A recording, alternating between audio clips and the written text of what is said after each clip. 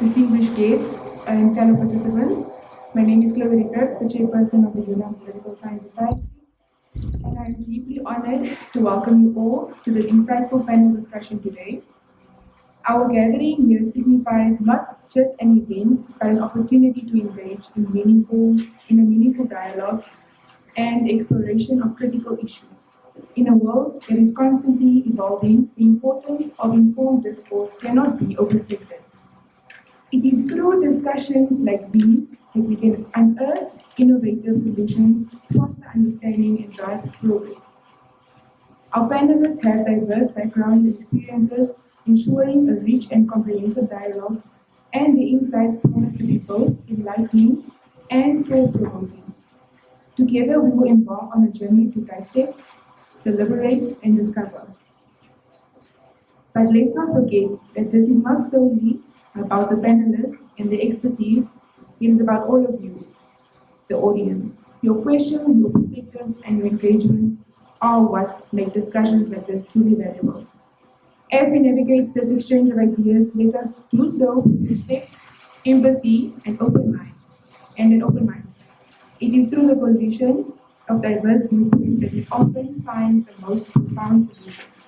So without further ado, I invite you to immerse yourselves in this panel discussion, to ask questions, to challenge assumptions, and to join us on a quest for knowledge and understanding. Together we can illuminate the path toward a brighter future. Thank you for being here, and let us commence the enriching dialogue. So without any further ado, let's tap into the discussion for the day. So today we are dealing with, or today we'd like to talk about the future of dominant political party systems in Southern Africa. Basically how political party systems are paramount in determining how the political game is played in Africa, how political parties operate, their effectiveness in aggregating demands and interests of the electorate. Southern Africa is characterized by the dominant party system in which one party has pulled off sustained electoral dominance for more than 4 years or more election cycles, basically. So parties such as the ZANU-PF in Zim, the BNP in Bots, SWAPO in Namibia, and the Frelimo in Mozambique, the ANC in South Africa, and the MPLA in Angola, all fit this predominant description of what dominant political party system entails. So, however, recent political trends and events, such as the recent election in Angola last year in 2022, and in Zim, which was witnessed last month, 2023, and Botswana in 2019, Namibia in 2019 and 2020 as well, and South Africa in 2019, and paint a picture of dominant parties in electoral decay, with both party and candidate performing poorly. So this poor performance has been attributed by various factors, ranging from crippling economies, corruption, to the rise of a hungry and motivated opposition. This all begs the question of what does the future then hold for dominant parties in Southern Africa? So it is important, or it is rather worth noting that the discussion for this knowledge of the current political climate in dominant party systems in Southern Africa, with particular focus on the event leading to during and after elections, youth participation and representation, the effectiveness of the opposition, the civil society organizations, recent election behavior, and basically possible causes, the independence of election bodies, and the recent trends of opposition leaders, and the credibility of election results that have been overweighing Southern African region over a while. And finally, the role of the security forces in how they determine the political landscape. So it brings us to the first question, the overall question for any of our panelists today, that given the fact that Namibia, South Africa, Botswana are all holding general elections in 2024, next year, that prediction can be made about the key, election issues, determinants of election behaviors, the possible climate during cycle, and the possible election outcomes. So any of our guests tonight, the panelists, what do you guys think? First and foremost, say thank you very much for inviting me. I don't know what I possess that required me to be here, but anyways, thank you very much for wanting to hear my voice and my thoughts around dominance and predominantly as we head into elections next year. Now, I think there are three underlying pillars that we need to look at in terms of determining what could possibly happen come 2024, both in Namibia, Botswana, and South Africa, but Botswana slightly not. One is that the control of the electoral systems. I think in your introduction, you outrightly put it to say that when somebody's in charge of a political system and wanting to have the independence of that electoral process, ultimately becomes one of the key challenges that we still face. Is elections, of course, some over the years have predominantly wanted to challenge elections on the notion of that we were robbed, but you don't have the actual proof to do that. So one of the biggest problems that we face is that we have political parties or individuals who go to court and say we are challenging an electoral process, but you don't carry and possess the evidence to go and challenge that election. One of the key points is the 2020 ruling of Dr. Itula versus the Electoral Commission of Namibia. You would see that he has gotten over 2/3 of the pleas that he required, but we could not go back to the electoral process simply because there was no challenge on the EVM. So it means that, yes, he has a legal basis to bring an application to court, but does not possess the legal basis for us to go back to re-election because the tool that we used to get the electoral results was never challenged in the court. But of course, it's debatable, it's here, no there. That is one. Two, we really need to invest, particularly in our country, in civil society advocates and advocacy. The problem that we have is that civil society organizations, one, become political organizations. Two, but also when they are strongly united to awaken people, they become a threat, and therefore people who run those organizations face persecution and many other things. And one of the critical elements, and the last one that I want to contribute for now, as we get into statistics in prediction of the future, is that this element of protecting the vote, there is no sense of protecting the vote within our country. You'd see it's the same in South Africa. You cast your vote and you leave. But if you see the current trend in elections, people are actually safeguarding the vote. So you can only safeguard the vote if you understand the value of that vote that you've made. So it goes back to us doing political education, in particularly the young people, to say, what is the vote? What power do you possess in having that vote? When we are talking about dominant party, let's go back. Where are these political parties, which are normally the former liberation movement coming from? Now, we have to start from there.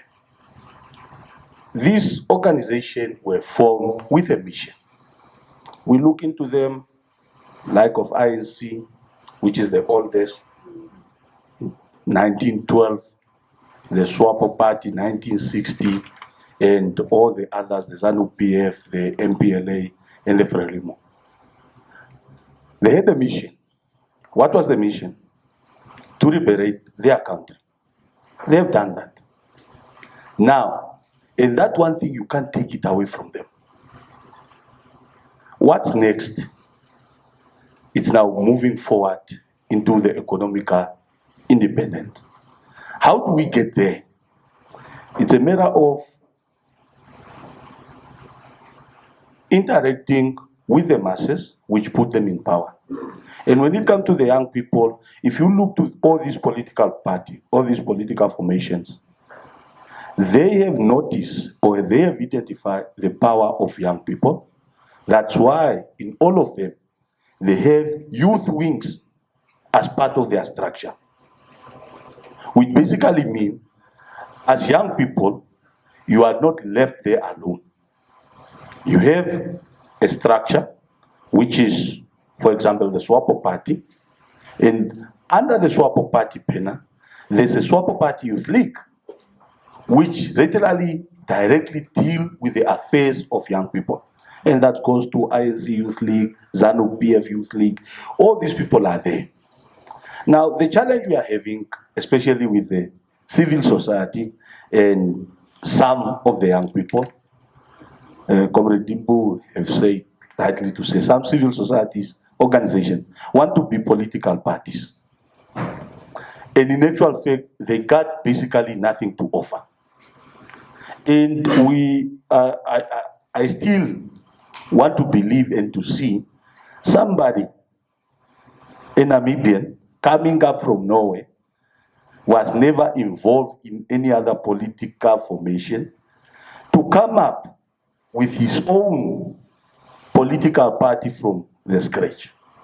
What we are seeing here is the movement from party A to party B because you differ and then you go and form. But when you go there, you try to take from here. But these people we are taking along, what is in their mind is the ideology of the political formation where he's coming from. And when you are bringing that ideology on the table, the owner, who's the dominant party, will hit you because you are entering his zone. And he's more matured, he have grown in that zone. And when you are entering that zone, what are you expecting? You will coming out crying and all that, but you enter somebody's territory. Better create your own zone and you can now battle it out in your own zone. But if you enter somebody's territory, what do you expect? You will come out crying. Good evening. I think I'll speak to your question first before I kind of jump off on ideas in terms of the elections next year and what that looks like. I think we're at an interesting crossroads, right, where particularly the youth have a lot of disillusionment, right, with the dominance of the one party that we've had. And I think when we talk about, like you had said, moving from freedom fighters to political party and talking about ideas in terms of form following function, and how liberation movement and attaining liberation is not the same as sustaining a democracy or consolidating that democracy. And then when we talk about youth participation and opening up your own field, that's challenging, right? Because in order to have any effect or change, you have to be within the spaces that those decisions are being made in, right? And I think, at least from conversations with my comrades and colleagues as the youth, the elections for next year, we have to ask, okay, do people even want democracy, right? We're at that space where it's a lot of anxiety and exhaustion. We don't want a situation like Mozambique, where since 1975, we have the same chat continuously. And I think opposition parties included have to consider what they're putting forward for next year, because a lot of the youth are also reckoning with their agency, political and civic education, and what that looks like and what it means to participate in a democracy. So I can't say for sure what will happen in the elections next year, but I do think it'll be a moment where we can kind of reckon with, okay, does it work or doesn't it? And what does the future look like for real now? Okay, firstly, I'd just like to say, please bear with me if I'm not as articulate as my fellow panelists. I am a first year. But going back to her question, I'd just like firstly to say, as said by Professor earlier, the current status quo, or the status quo rather, is not satisfied or is dissatisfied with the dominant party and how they have failed continuously to fulfill their promises. So I do believe, if we're just looking at it generally, the 2024 elections will probably be fierce and will be competitive if we're looking at how, as our elders like to say, the wind of change that is happening currently. We can even compare to the 2019 elections where the dominant party would normally gain, like, I think 65% of the overall votes, but then they lost it by 40%. Please, I wasn't good at math, but they went down to 57%. So I do think the competition next year is going to be pretty stiff, and it's going to be a lot of, hopefully, youth participation that we will be seeing. Thank you. Good evening, everyone. Glad to be here. Also like to acknowledge my fellow panelists and our moderator tonight. For me, I'm gonna go back to the theme or the topic that we have today, the future of the dominance of the future of dominant parties in Southern Africa. Now, I always say, perhaps those who know me, that the competition of liberation movements in Southern Africa, it's themselves, not the opposition. That's number one. So the fate of SWAPO, the fate of the ANC, the fate of MPLA, the fate of Frelimo is within its own hands. It's not going to be determined by any opposition party. That's a fact, and I'm saying that because you realize that everybody who posts here in Namibia, who posts a serious threat to SWAPO in terms of opposition, it has always been someone from SWAPO. You can go back to when COD was formed. It was, Comrade Ben Ulenga, who's now back in SWAPO. You have had Comrade Itipo Amtenya, may his soul rest in peace. He died in SWAPO, formed an opposition. He came back to SWAPO. We have now the Independent Patriots for Change. Now, if you pay particular attention, for instance, to the election results in 2019, and after that we went to 2020 regional and local authority election, the support that the gentleman got when he was running as an EC, for instance, was overwhelming compared to what his party got in the 2020 regional and local authority elections. And I can give you the reason. When he was campaigning as an EC, he was going around saying, I'm a member of SWAPO party in good standing. This is my card. I don't have a problem with SWAPO. I have a problem with this president. So will you vote for me? As an independent candidate, you vote for SWAPO. But when those people who supported him, that helped him to topple from perhaps the 2/3 majority of SWAPO, when he formed the party, they said, okay, now you have your party, we are going back to SWAPO. That's why if you go even in the whole northern regions, you have no single constituency there. I can give you Angwena, Shana, Oshkoto, Omsati, have no single constituency. But some of those people you have seen, you're following, they're also following. Now you go to the ANC, for instance. The ANC is the same thing. You have seen parties like the UDM from the ANC. You find parties like COPE, which is died now. I think it have only one member now from the ANC. So the competition of this liberation movement is themselves. So what they are going to do within their own rank is what is going to determine. Now you understand the frustration of perhaps the electorate with the former liberation movement, so the ruling parties in Southern Africa. You have voter apathy or youth participation in politics. Now, if you look in this hall, I know perhaps the moderators were going around, or the organizers were going around to try to get young people here.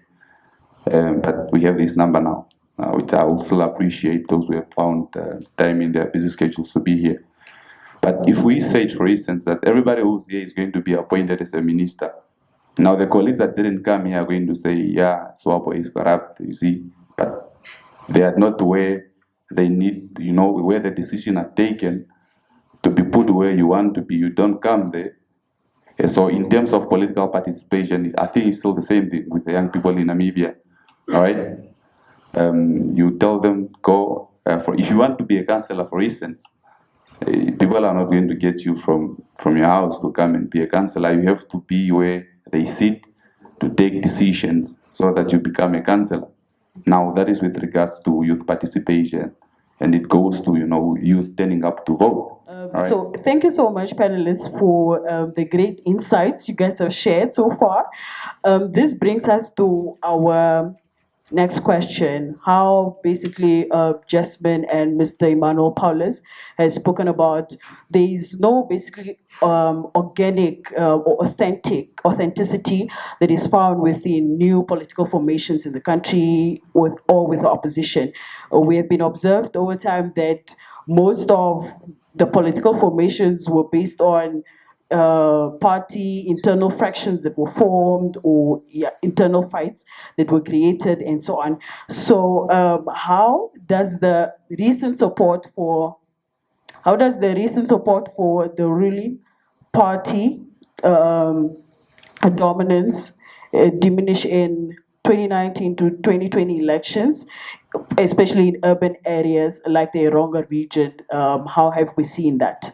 Basically, how the dominant part, the SWAPO party's dominance, how it has diminished the 2/3 majority that we have lost over the 2019 elections.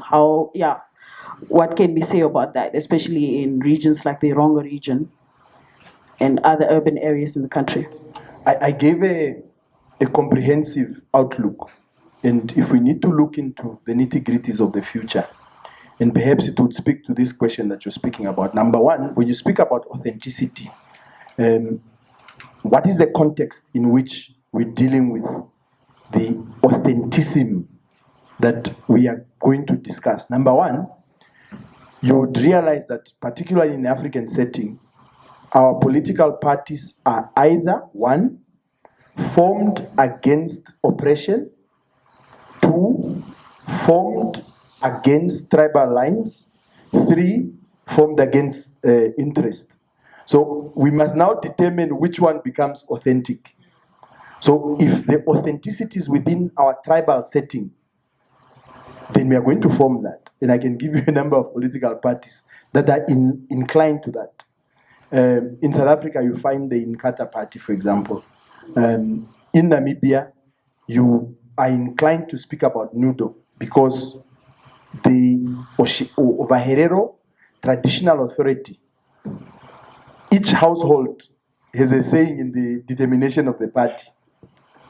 So if somebody does not subscribe to that type of politics and they say, no, I'd rather set a setting where we create a unification of ideas and the likes, or we are forming a political organization on the basis of economic struggle.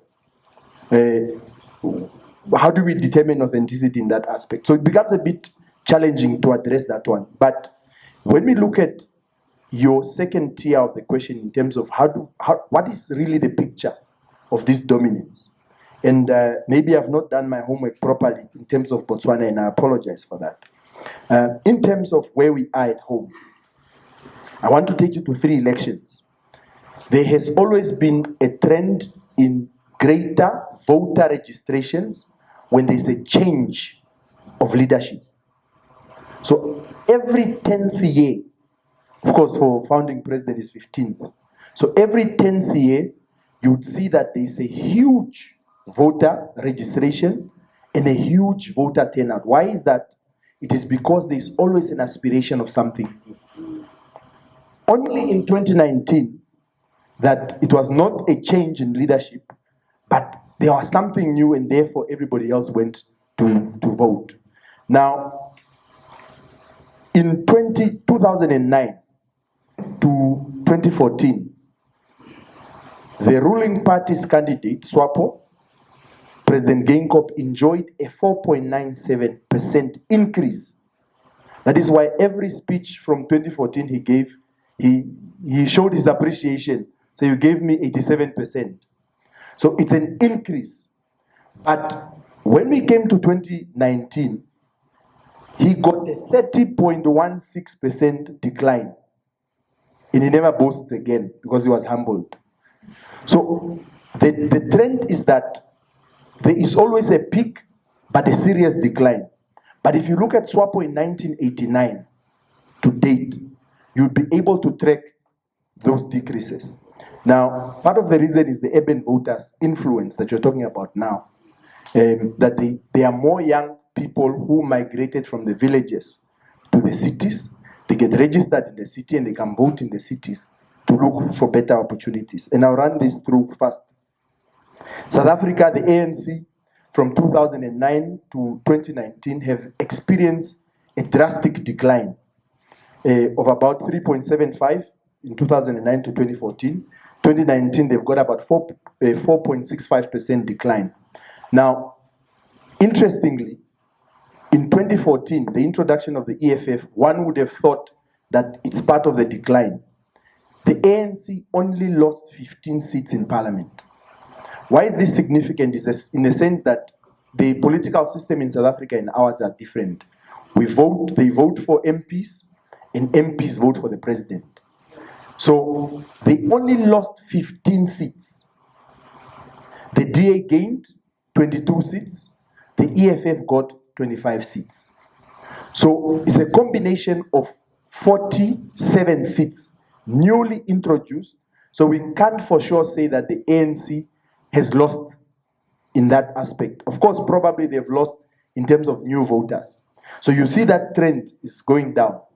In the projection of elections, in South Africa, the EFF is the only party that is growing and experiencing growth.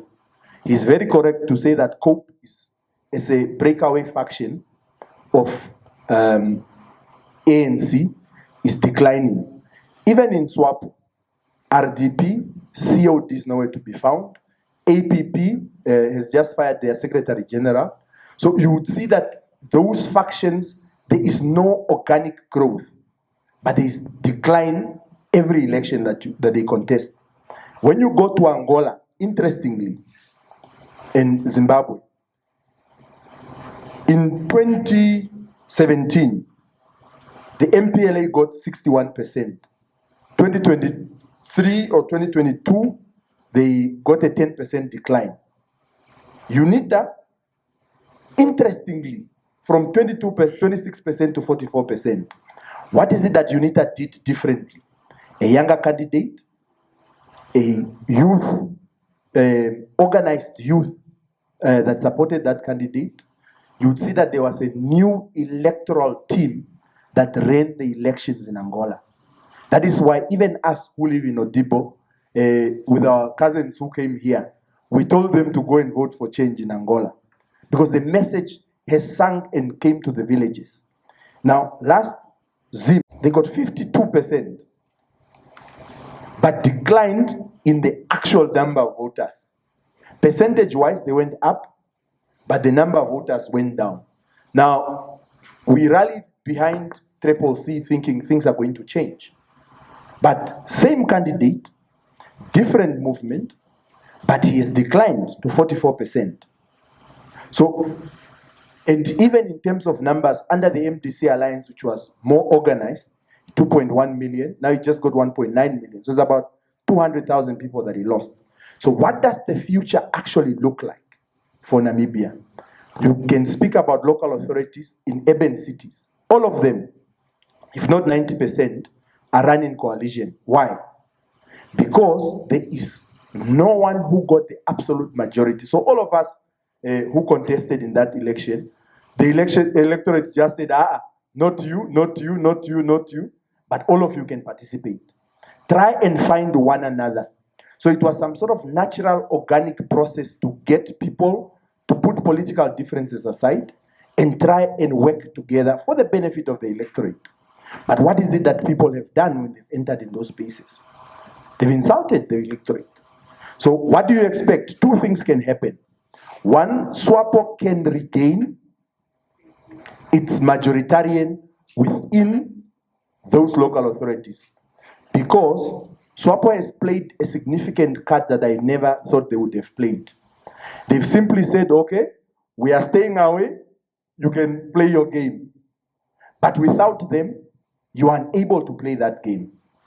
So it is either, depending on how communities are satisfied, and that is why she's saying we're at the crossroad. So depending what would actually happen, and Irongo region is one of the interesting regions because it's never loyal to anyone. It's like Zambia.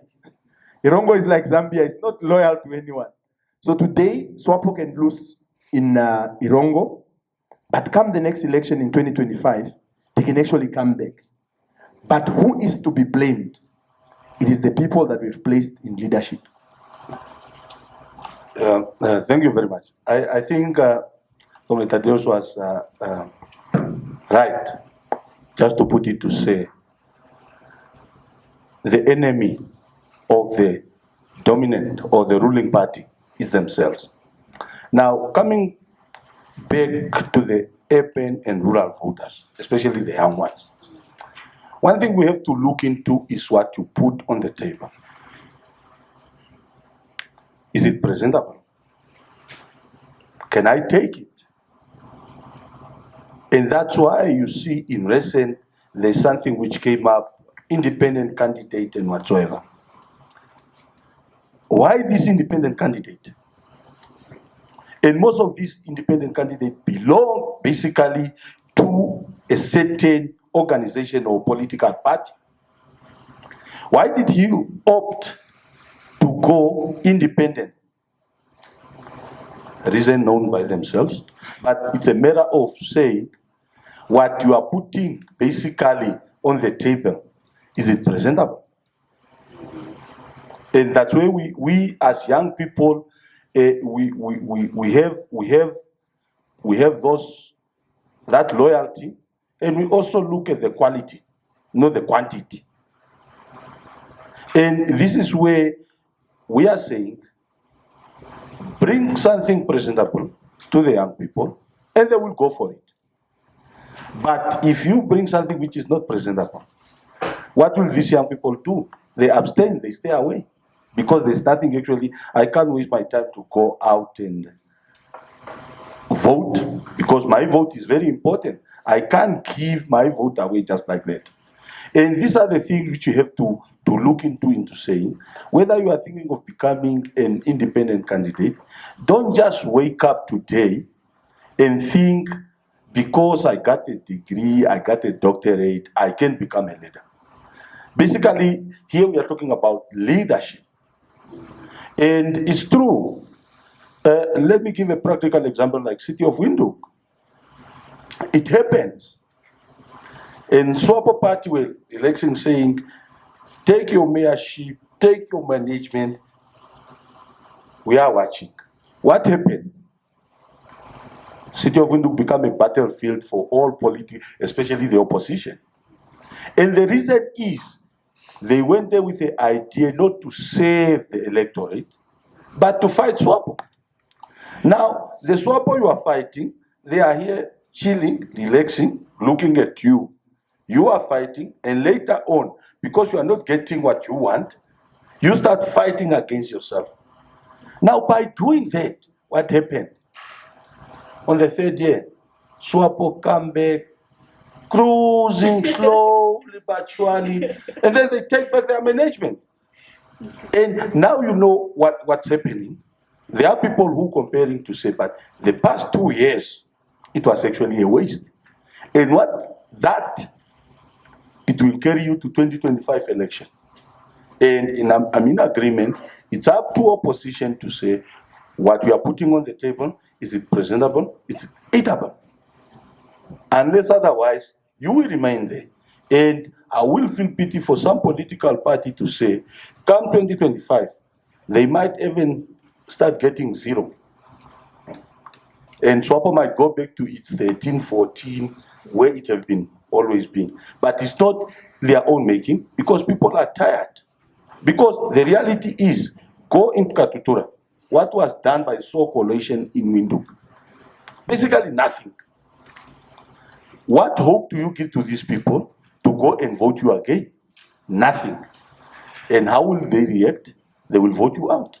While we're still on the point of how the opposition basically failed or was ineffective in managing, the city of Windhoek, the local authority, and so on. So Mr. Emmanuel Paulus, don't you think the Local Authority Act must have also been a challenge for the opposition in terms of delivering the necessary services to the residents, or basically to the populace? Because the local authority the local authority and the regional councils still need to report back to the central government. So even before the fights actually take place, there's already that hurdle or that challenge as to how they should go about delivering services and the needs for the citizens. Thank you very much. I don't think so. Why?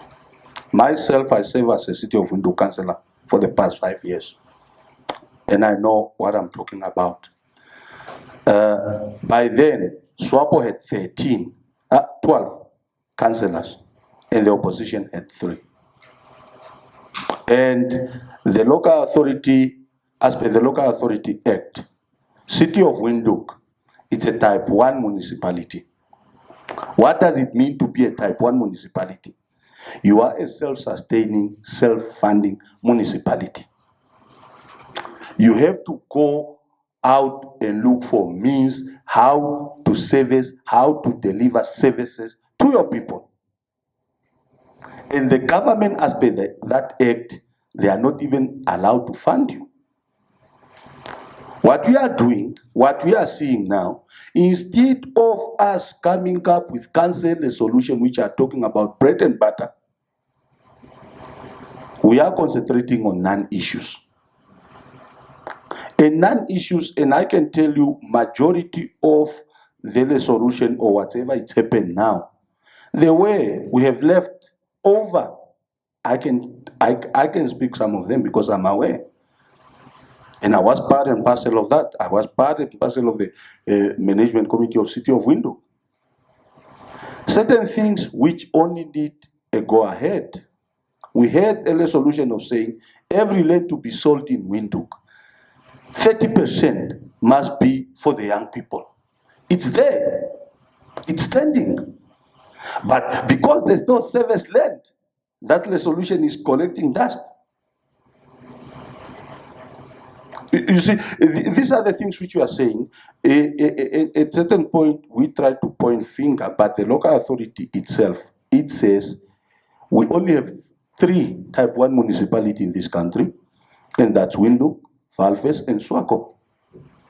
There are only 3. What is that happening in Valves, in SWAPO, which cannot happen in Windhoek? Is the same local authority being used? You all report to the same line minister. So it's a matter of being proactive and deliver service. I think what we're talking about is fractured politics, right? So when we're talking about people breaking away from the party to run independently, or we're talking about coalitions forming and it not working out because the politics in and of itself is fractured, right? There is discrepancies between the people and the processes.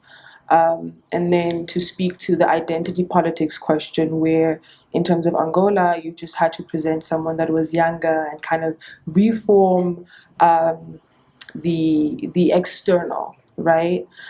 I think, though, when we're talking about the status quo and changing the status quo as it pertains to elections, we have to dig deeper because we're facing a bigger issue. It's more of a morality issue, right? Because we have issues like corruption, and then we have the kleptocracies that we're running, and so just not in the parties itself, but the state in and of itself. Like opposition parties can't function because they're resourced. So I think we have to account for all these aspects that inform the voting turnout or the percentages, right? Where we have a decreased number of voters, but you have increased percentages. What's happening is the political violence taking place. What is the rhetoric that's happening? What is the access to information and education? In order to truly decipher what the future looks like, there's so many gaps and very little political will. right, on the ends of both opposition and the ruling party. And I think navigating that requires a few more dialogues. Emmanuel, Mr. Pulokeni have already properly said it. I think all I will say is that we have to look we have to properly look rather at the factors that have contributed to this, to properly analyze what went wrong and what can be done better. For instance, such as the electoral system and the political culture, as well as the political landscape in some of these regions, such as the Irongo region. So I think they've already clearly summed that up. I think it's just important for us to look at those factors as well in order to properly analyze them.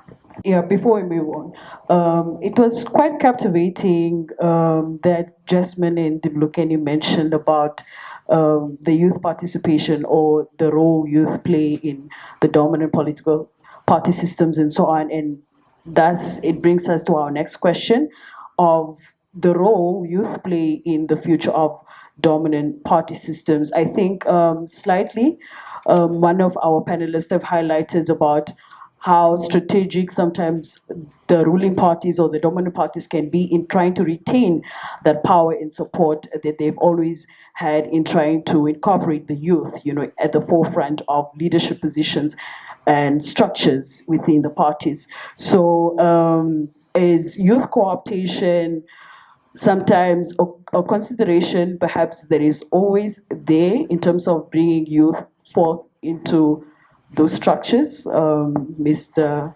Tandias?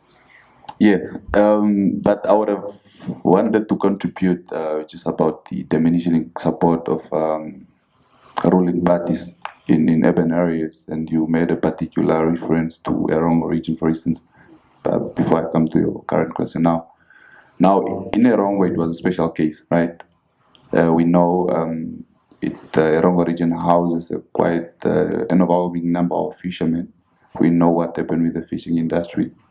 We still have, for instance, fishermen that are battling to get their jobs back. That frustration is still there. I think it's something that we have to acknowledge. But other than that, if you come back to Windhoek have they have 10 constituencies. Now, out of 7, SWAPO have won that.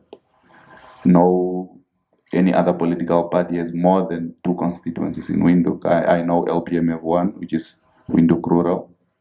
IPC has Windhoek East. And TDA or PDM has at Katutora Central. Apparently, now,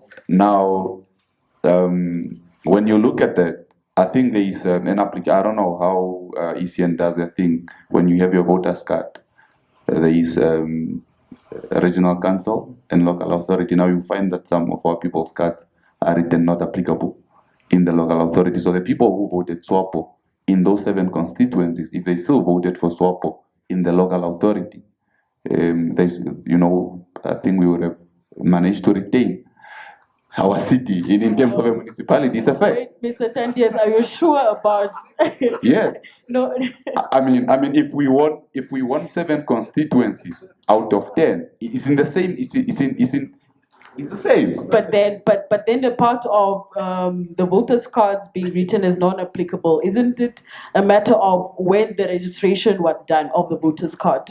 Whether it was before the national presidential assembly elections, or is it right before the local authority and regional council elections? So I think there's a time frame in how they label non-applicable and basically actually adding the constituency that they represent or that they are from. Now the reasoning sometimes is that you can't prove you live in Windhoek. But if you look at the constituencies in Windhoek, you have the likes of John Pandeni, you have Samora Machel, you have Moses Harwe. The majority of these people live in the informal settlements. Sometimes you can't prove you live here, so you cannot vote in the local authority. It's a fact. But you are allowed to vote at the constituency. Now I'm saying if SWAPO was able to win 7 out of 10, if those people, they are supporters of SWAPO, they voted for SWAPO, it's a fact. If they go still vote for SWAPO in the local authority, we probably have managed to get more than 10 councillors still in the municipality. So it's not really a question of, I mean, let's take Windhoek for instance, Windhoek West, where we are now. We are in Windhoek West now, under the leadership of SWAPO. You know, UNAM is housed in Windhoek West. You know the number of young people that are studying here. They voted for SWAPO. So there's no way you can place an argument and say in the urban area, SWAPO does not have support. But definitely, Erogo is a special case. We know what happened with the fishing industry. But now, to go to your second question is how do we perhaps co-opt the youth to come to the foreplay and make a meaningful contribution in terms of determining political fate for any political organization. So I was saying earlier, and perhaps I jumped the ship, but I'm glad we are here now. Myself, and I think that applies to a lot of young people, we have abandoned politics to the older generation for a very long time. I think we're just realizing now, but politics is not only reserved for old people, right? If I participate, you don't have to perhaps, even the SWAPO party itself, there are activists who portray this image that young people are not welcomed in SWAPO. But if you look, the SWAPO Party Youth League was formed in 1979, if I'm not mistaken, right? It's the largest and oldest youth wing in Namibia. That wing was created because those who came before us, they know that the value young people make in terms of political participation. And if you go back in history, there was a time when the SWAPO Party Youth League in this country, under the leadership of the likes Terry Kanjo, Penulenga, and others, they were the only one who were keeping SWAPO Party alive because all the elders were in exile, otherwise they would risk being killed here. So that is the significance of young people, And then you can't place an argument and say, I'm not going to SWAPO because young people are not welcomed here. So if young people could still go back to the youth of yesteryears, when the Jerry Ekanjo them faced the brutal apartheid regime and kept SWAPO Party alive, nobody was pronouncing SWAPO here. Even the elders were, some of them retreated in their houses because it's either you get killed, you risk the whole family, but at least, sometimes young people are allowed to, make mistakes. You can be put before a Casper, maybe the boss who has to kill a young person. But those are the people who kept SWAPO Party alive back then. Those who were there, they tell us these stories. Now, in terms of political participation, now you find a lot of young professionals. Some of them, SWAPO Party members, others are within their political organizations, but they don't really participate in active politics. Like now, politics is not my thing. But I think it's time, you understand that politics will determine your fate. They determine how much you're going to get paid. Politics determine how much, at what price you are going to buy the bread. So if you can just add your vote on that, and that means you participating actively. And you find, for instance, as I've said, we have 10 constituencies here, and you look, the number of young people who took over those constituencies, you would think that young people were excluded, but it was not like that. Do you participate in what it takes to become a councillor? You go to your party, there are structures that are put in place. For instance, in SWAPO Party, is the only party that has active offices in all 121 districts or constituencies, as they call them at government level, in this country. And every structure you find at the district, you find a youth wing of the SWAPO Party that is, they are incorporated into the leadership that takes decision on who is going to be a councillor, whether it's a town councillor. For instance, I come from Oshakati, right? When we had elections in 2020, we decided we are not retaining any old councillor in Oshakati, and we did that. I think Oshakati has one of the deputy mayors is very young, the chairperson of the management is young, the mayor is young. It was our decision because we were able to influence it. But if we remain home and say, no, man, this thing is just for old people. Yeah, people will take up that space because you are not anywhere to be seen, but it's not because the particular organization is anti-youth. I think in a nutshell, that's my contribution to the question. Thank you very much. So just a follow-up question on that one. Don't you think, over the years there have been that hesitancy amongst the youth of participating politically in an active way. So some prefer to participate in politics rather passively, just for them to have a much more rather promising land slightly they could live on, and not necessarily actively where they could get themselves into unpredictable circumstances and they might not be able to get out of it. So what do you have to say about that? No, but you need to understand the political system. It's about interest at the end of the day, right? If you have people in an organization, they are all sort of people, right? You have the elders, you have the women, you have the young people. Everybody have interest. Women have their own interest. Young people have their own interest. The elders have their own interest. Now, you must agree in that organization, how do we serve each and everybody's interest? Which means if you are not present in that mix, your interest is not going to be served. Whether you want to be an active politician, I wouldn't want to be a councillor if I know my interest as a young person is protected, for instance. If there's a young person who wants to be a councillor, that's fine, we'll still be supporting. But if I know I won't be stopped from owning land as a young person, because the councillor, I feel that still going to make sure that the young people are going to be allocated plots of land, I wouldn't be interested in being the one to make that decision as long as the person who's representing me is serving my interest. So that's why you find, I think, SWAPO party is structured in such a way. You find we have the women's wing, you have the elders council, you have the veterans, you have the workers, which is an affiliate. So it's about interest. The workers, they don't really, some of them are even, prohibited by the Public Servant Commission to serve in those positions, especially the management cadres and others. So, but their interest as workers, they still must be, who's representing their interests is the people they've entrusted in those positions to make sure whether I'm going to be a teacher, just a teacher, my interests as a teacher are protected by the organization that I belong to, and I've made sure that there are people who are serving my interests. So I don't think it's a question of whether you are going to be participating or you're going to take a backseat, you're going to be at the forefront. I think at the end of the day, it all comes back to interest. Interesting. Thank you for that insight. This brings us to our next question.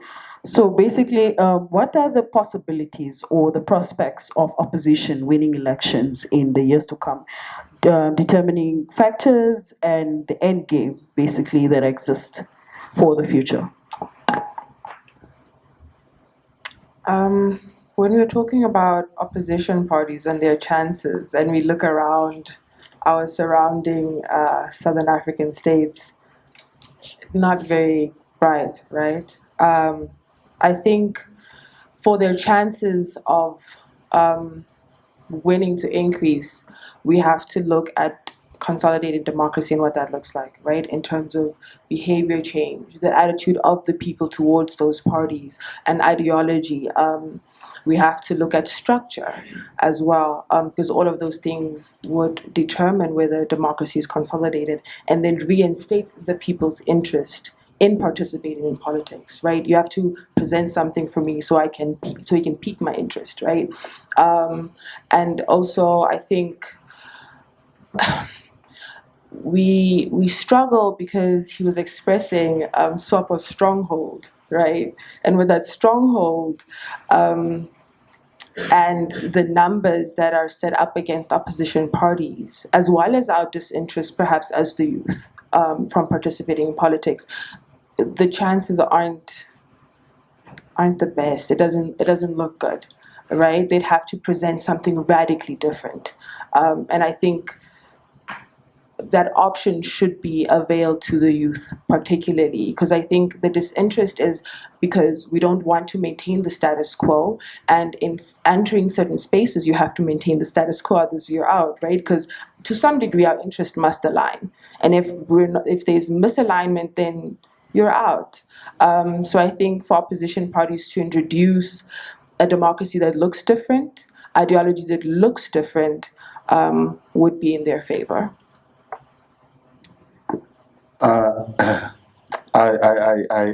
feel pity to the opposition. Reason being, you see, we have to face the reality and the fact. 2024 is around the corner. No one can tell me in this country, which other political party is operating in all 14 regions, in all 121 constituencies. It's only SWAPO party. And I can tell you, it's only SWAPO party which have the regional coordinator, the regional information in all 14 regions on the payroll of the party, working full-time, Monday to Monday, Monday to Sunday, for the party, putting structures in place. Now you find some of this party, they don't even have a place. I'm saying this to say it's democracy, but you find in the process of election we talk about, you go to every polling station, you will find even more than 10 SWAPO party polling agents standing at the polling station, observing and seeing what's happening. And when you look to some political party, they are participating in the election, but there's no one as an election observer at the polling station. Now with such, how do you expect to win? I think it's a matter of fact, and this truth must be told. Let's not only form political party for the sake of forming, but let's be creative and coming up with something tangible, which you can say, I'm participating and I'm gonna give SWAPO a run of its money. But if not, you are up for you to be humiliated like any other political party, and you will die a natural death like the CODs, the RDPs, and all the others. Because the truth is, I'm saying this, I have been around, I have seen some of these things. You find a political party contesting in national election. You only have one office in one constituency. And you find you go to some areas, even this regional and local regional council, there's no competitor. SWAPO is taking everything. The candidate is taking over, no election. Before election, he have already won. Now, if you have over 20 constituencies like that, how do you expect to win the national election if you are nowhere to be seen? I think 2024, tough luck. I think opposition go back to the drawing board and maybe think about the other election. This one, it's tough because we're seeing what's happening. That's my view. But anyway, I think I'm right. Let's face the fact. President Geingob won with 7%. He won, yes, 7%, yes, and he won. We successfully managed to break the two-thirds majority. It's a step in the right direction in terms of those facts. I think there is something that we must profoundly take into consideration what Paulus has said. And it's really around the seriousness in politics and contestation of elections. Because the problem is that we mustn't just contest in elections for the sake of contesting or for the sake of being at the ballot box. One, you waste my time. Two, you waste resources. That space could have been fed by somebody who was serious. Now, SWAPO is able to pay all its 121 district coordinators, 14 regional coordinators and mobilizers with our 40 million of taxpayers' money that they get through Parliament. Toe to toe is the fact that since 1990, SWAPO has not done anything with the 40 million that they get from government and over that amount. SWAPO goes and says, if you don't see development, you'll be able to see it, touch it, feel it, and kiss it, and lick it. The favorite lines of Comrade President Ifike Punye-Pohamba. Why is that possible? It's because SWAPO is managed, we give them management over our taxpayers' money. So every time you go and buy soap, every time you go and buy pets, that percentage that goes to the state, it's in the management of the SWAPO party. And SWAPO cannot independently boast and say, this is from the 40 million we got from government, this is what we've done with that. There comes the biggest question. What happens to the opposition? We play the blame game. No, we cannot do that because we are not in government. But PDM, since 2020 to 2025, they are going to receive over 80 million Namibian dollars. Now this is because they get 16 per year. So this is interestingly what the PDM members ought to ask the PDM leadership and say, what is the visibility of that money? Why is it that you are unable to put up structures when SWAPO can with that amount of money that they get from the state? Why is it that NEF, CTV, others who get 2 million, 1 million, what is it that they get to show for that? So it becomes a challenging ripple effect for the dominance of existing political parties to, even if they form a coalition, put together, would not beat SWAPO because of that 7% difference. But interestingly, what can happen is the change in the politics, and that is what Paulus is saying, that we must shift and do away, and that is what she's also saying, with the blame game type of politics. Because if you are interested, and this is where it is not necessarily around, and this is why I say the 2024 is an interesting election, because it's a second round of elections where we are going to have more urban voters. So what is the question around urban voters? It's bread and butter issues. It's nothing to deal with loyalty. We have no history to the liberation movement and the struggle of our country, but it has everything to deal with NASFAF. There's everything to deal with the tenders being given to comrades. There's everything to deal with the young professional who's unable to make it through within their current status quo because of the high cost of living. It has everything to deal and speak to the high youth unemployment. It's embarrassing for us to have 100,000 young people scramming for next to nothing, a 2 weeks type of job. Why? Because there is nothing to put bread on the table. So that is the question that we are going to answer in 2024 and say, the candidate or the political party, rather that speaks to those aspirations, not just theoretically, because remember, there's a lot of politicking and theorizing of concepts, but we are not getting to the work. We need to ensure that we must get to the work. And I want to speak to Paulo saying, why is it that we come out and become independent candidates? It is because the spaces that we find ourselves in, the ideas that we have, and the solutions that we can offer are often rejected. We come out of that breeding ground of the SWAPO Youth League under the capable leadership of Dr. Elia Ngurare. When I was suspended from SWAPO, and remember that when SWAPO suspended and expelled us, that trust and the relationship is broken. The process why we went to court is not because we wanted to go back to SWAPO. It's to safeguard the generation that remains in SWAPO, that SWAPO must know that it can be challenged when they expel a person unprocedurally from its own facts and constitution. So we are coming out of a space where this contestation of ideas must be welcome and not be put in a room of comrades who can sing the loudest. I used to sing very well. That is why I was the youngest district secretary.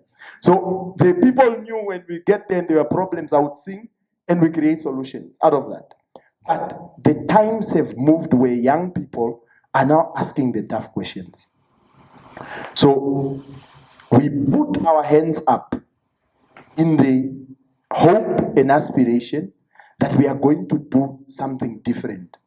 But of course, we must at all materialistic time never, ever try and say that what SWAPO has done for this country is nothing.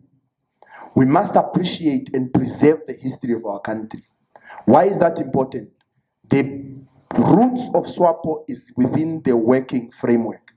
It's a workers' party. It's a workers' union that transformed into a political party.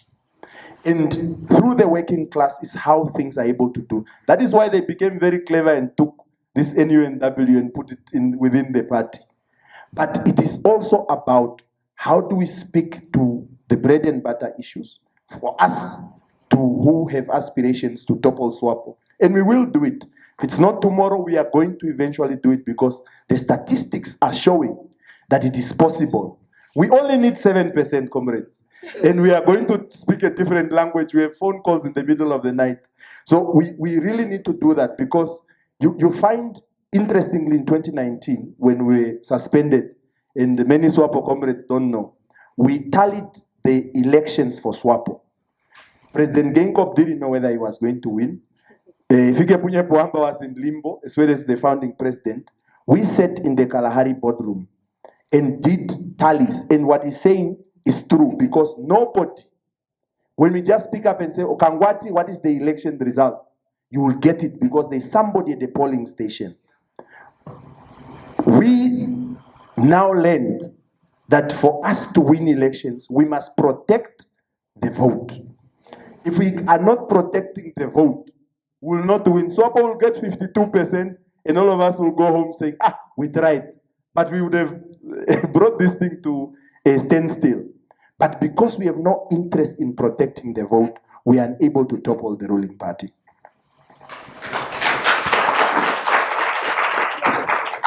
Yeah, before we continue, so you highlighted the importance of candidacy or basically leadership within structures of political parties and all of that. So is the aspect of meritocracy considered in terms of leadership in political system, considering that we are operating in a democratic space and there are so many political contestations happening and so on? So meritocracy as an aspect, is it really considered, especially in our Southern African settings, or we are just running with, getting more votes and retaining more numbers and all that? I don't want to make enemies. I'm a very good friend of many political personalities in our country. But the truth is that meritocracy does not exist within a political setting. Because that is why you find that even in our current political systems, technocrats and professionals completely stay away from this nasty process. Why? Because in Oshikango constituency, if I go and contest, I am viewed as a guy from Windhoek and can speak English, and therefore I think I know it all. But somebody who has been at the village, maybe can sympathize with the issues, but is unable to properly articulate the budget for the constituency to get the higher development budget because of that advantage that others have because they've gone out. So it doesn't count. It poses as a threat. Unfortunately, it does not matter which political party you look at it or political systems you look at it. Even worse, even when we look at the highest office of the country, in which we are supposed to say, look, it really, but for the first time, we ultimately moved. We rallied 247,000 Namibians to believe in an idea of an independent candidate through Dr. Itula. And we never portrayed him. Of course, he went around with his SWAPO party membership card. That assisted, very good. But beyond and above, it is the idea of the person and the candidates that we are selling. The unfortunate thing is that whenever you have a higher setting and seem to get to grasp a lot of things from people, you will always pose a threat. For example, in 2020, we had Dr. Job Ampanda as a candidate through the affirmative repositioning movement. Everybody rallied together and they said, no. Here, it can't happen. Because when you pose as a threat to others, they would always find unity in that strength. So, meritocracy, are we ready for it? Let's see what 2024 gives us. Comrade Timbulugeni made a lot of wide allegations against SWAPOs. I think I might need to put a record straight. And I think we have now reduced the conversation to SWAPO. I thought it was about dominant parties in Southern Africa. But now we are faced with the question of the possibility of opposition parties winning elections. Now, to be brutally honest, it's not going to happen. And not in South Africa, and not in Namibia, not in Botswana, not in Angola, not in Mozambique. And in Botswana, for Don't instance, speak about Zambia or specifically. in Botswana, for instance, you realize that former president, is it Ian Kama, is now living in exile. There is a warrant of arrest that has been issued against him by the men endorsed to take over from him. It was actually his prodigy. He groomed him in politics. When he took over, he declared war against him. He's now living in South Africa. Now, Ian Kama went to form an opposition. And that is what is eating away from the BDP, if I'm not mistaken. So it's not a matter of an opposition that came elsewhere. This is an alternative to BDP. I know if the party of Ian Kama wins, a lot of comrades will, move from BDP to come and join Ian Kama here, but it's still the same people. So you didn't solve the problem because these comrades just move from this house to this, but the same ideology. Now, you go back in South Africa. In South Africa, you have a party like the DA. Now, the DA is a transformation of the NP party. It's like the equivalent of DDA to PDM. Young people might not know. But in 1978, DDA won elections here. They were part of the people who were sending police and the military to kill our people here. Second-tier government. They won 48 seats out. No, not 48, but 41 out of 51 seats here. That was 1978. When the international community said apartheid South Africa must leave Namibia, DDA said no. And now DDA have transformed itself into PDM, wanting to rule or preside over Namibia. Just look at the possible scenario. These colleagues, the ideology of DDA in 1978 did not change. Still the same DDA. The only thing that changed is the name. So now you have these colleagues who were presiding over Herelo location, Vambolo, Kasidama. Those are concentration camps against our people. It was a policy of DDA. Now these colleagues want to come back, perhaps to do the same. Now, if you look, for instance, in South Africa, apartheid took place for 346 years, since the 1660s. That was apartheid. The ANC has only been in power how many years? 1974, count up until now. You cannot expect the ANC to undo the injustices of apartheid that took place for more than 300 years in 20 plus years. It's not possible.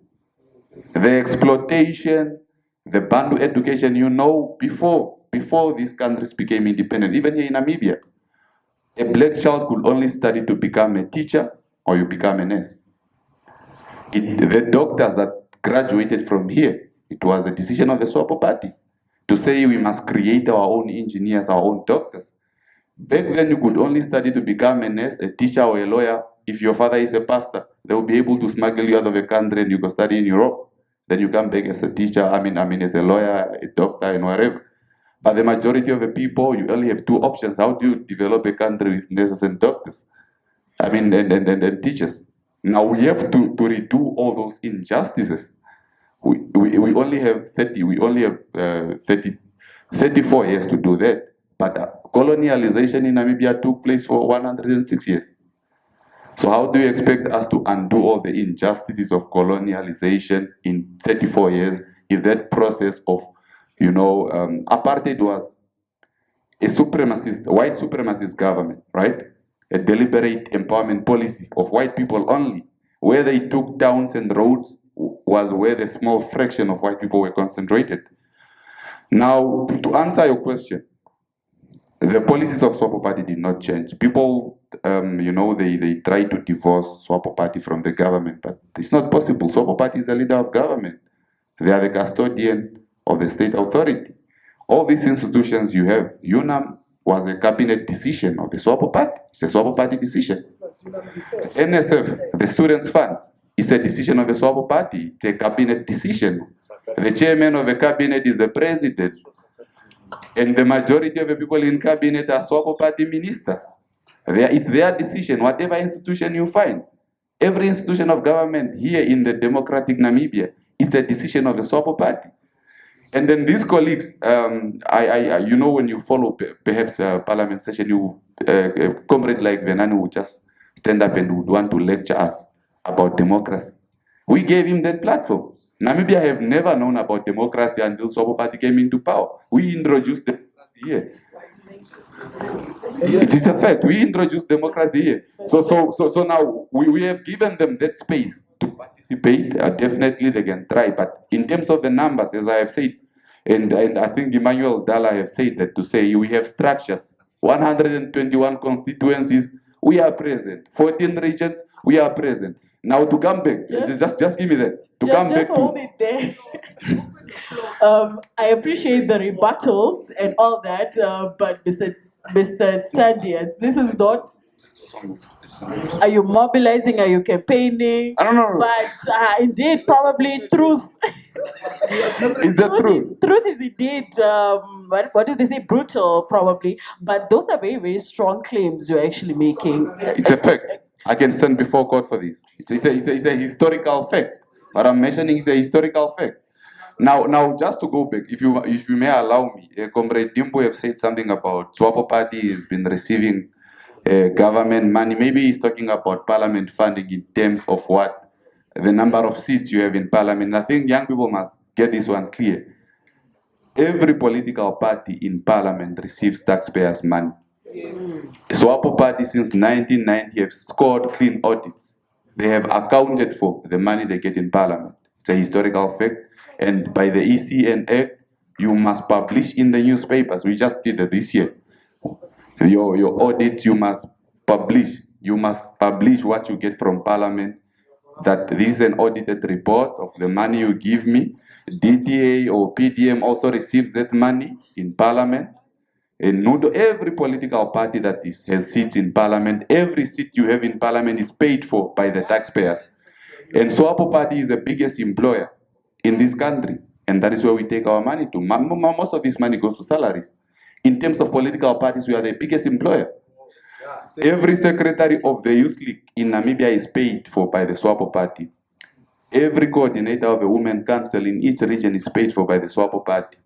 It also is employment creation. These people are feeding families. They are sending their kids to school. You can't overlook that and downplay it because it's being done by the SWAPO party. And I'm talking about what do we do with the money that we get from parliament.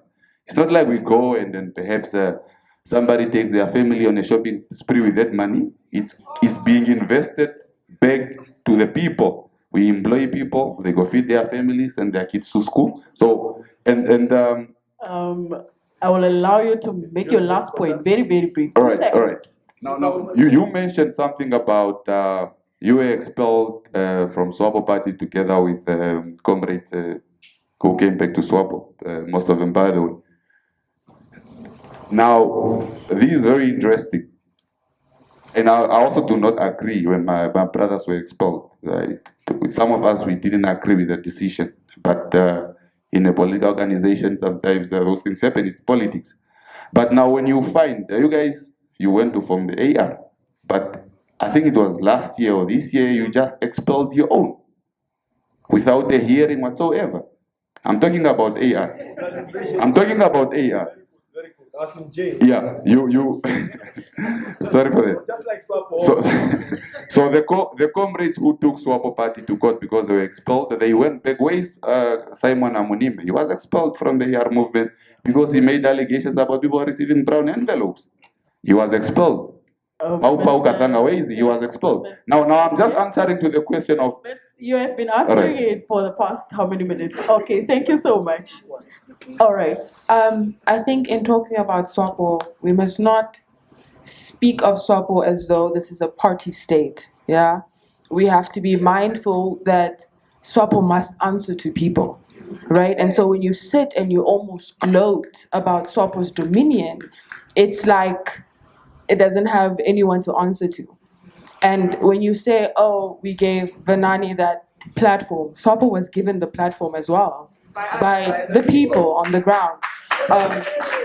And so we have to be mindful how it is that we talk about dominion, and when we say things like, yeah, we provide jobs and so on.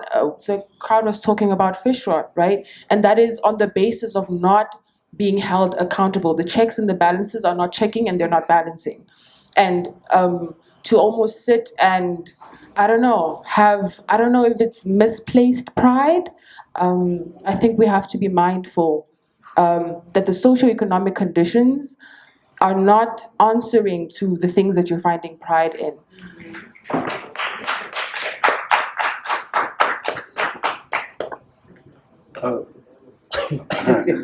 Yeah, I think my little contribution is just to say, look, it's politic, and we are talking about politics. And the dominant party we are talking about here, they are political party. And like I mentioned it before to say, it was, or it is a transformation from the liberation movement, which they made it to happen, and to political party to govern a country. Now, when you look into all these things, and this is the funny part about us, especially young people. When the governing party did something good, and then we are coming up, it's taxpayers' money and it's what. And when something bad happens, and then you want to attach that one specifically to the governing party. Now, if that's the case, and then all the other good things which are done by the government, also just attach them to them. Now, the problem is if you start attaching all these things which the government did, and this is where the opposition are going wrong. I'm saying this because if a government NASFA paid out, student will come and claim to say, no, it's taxpayers' money, we owe, our parents pay tax. All good and well. But if a minister is corrupt and eat the fish, you are not talking about that minister anymore. You are telling it to say it's a SWAPO minister. But when the minister when the Minister of Education increase the NASFA funding to say we are moving from 10 million to 30 million, you are not saying a SWAPO minister increase the grant or the NASFA funding. You are saying our taxpayers' money. So you see, and this is where, especially young people, we are going wrong, because it's where SWAPO continue to hammer you, especially the opposition. How? Because it's a matter of saying you can see, feel in Tatepawamba's word. You can even lick it like ice cream because it's there. And then you can't claim to say it's what. So what we are trying to say here is the information and whatsoever, and this is the very important part. If you are a young person and you are becoming just a voter, standing up, going, waiting, when is the vote? When is the election for you to go and vote?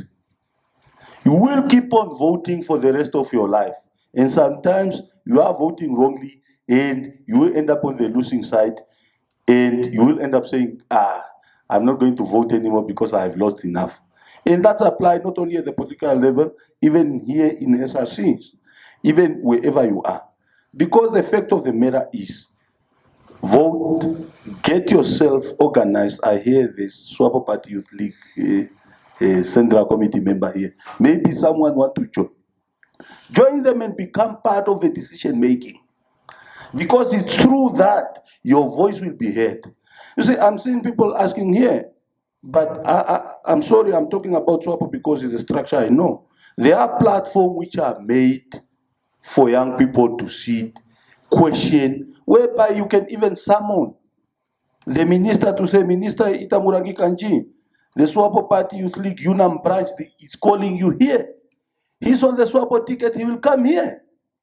But if you stand up, it's Paulus Emmanuel We have organized ourselves, we are calling the minister. We'll also have that question, but who's this? But if you stand on the organized structure, you will become, because some of our young people want to become individual hero now. Just on the last minute, I'm championing this and it's me. I think it's a matter of time to say, as young people, don't just be a voter, get involved from the onset up until to the voting, up until to the results. Just in two things I missed in my contribution, and I think it's very important. When we speak about change and whether there's a possibility of that change, we need to really ask ourselves and say, what is the percentage of our population that really reads manifestos? So when we're speaking about meritocracy and battle of ideas, that's where it begins. So the 60% of our population that ought to make the decision, you could say that you'd have about a 40% that has no interest in reading. Because, look, this is what we know, this is what has been made, and therefore we'll vote for it. So we also need to have a reading culture that we introduce, but remember, like I said before, the one that governs is comfortable with the status quo. It is you who wants to take over that must prove that you are capable to take over. So it is that aspect. And second is the emotional-based voting that we have in the country. I will go and vote against SWAPO because I don't agree with President Geingob as a person. Not because I disagree with his policies that he's bringing to the table. Because number one, I don't read. Number two, we feel that a particular party is this tribe dominated. And therefore, we must be able to get there. But one of the things, interestingly, that I've discovered of recent is that we have scars that are not yet healed. There is a particular community that we have in our country that still has scars of colonialism. The 30 years of colonialism has brought those scars. Then we have another generation that have 70 years of apartheid, abuse, brutal, and segregation in society. We've never dealt with those things. But we just came and we said, okay, here is a government govern. And therefore, what do you expect these people to really do? Because we have not healed. That is why you can't, and it's some sort of stigma now. If you hear it's a gun killing in our country, it's attributed to Vambus, this beating of women. Those are scars that we still have. These knives, you attribute it. Who do you attribute it to? You see, you're already thinking about it without me saying it. So it is those scars that we have not dealt with as a country. And ultimately, if we want to move then to the area of change, we need to change one person at a time.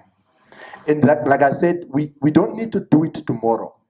But if we can change, wholly change one person who can heal from their scars, who we are able to instill hope, who we are able to dignify, who we are able to ensure that this person is able to understand and accept that they are creative in their own nature, and they are able to then impart and empower the next person. We will be doing a great service to that. I don't want to speak to the comments that were made because she dealt with them properly.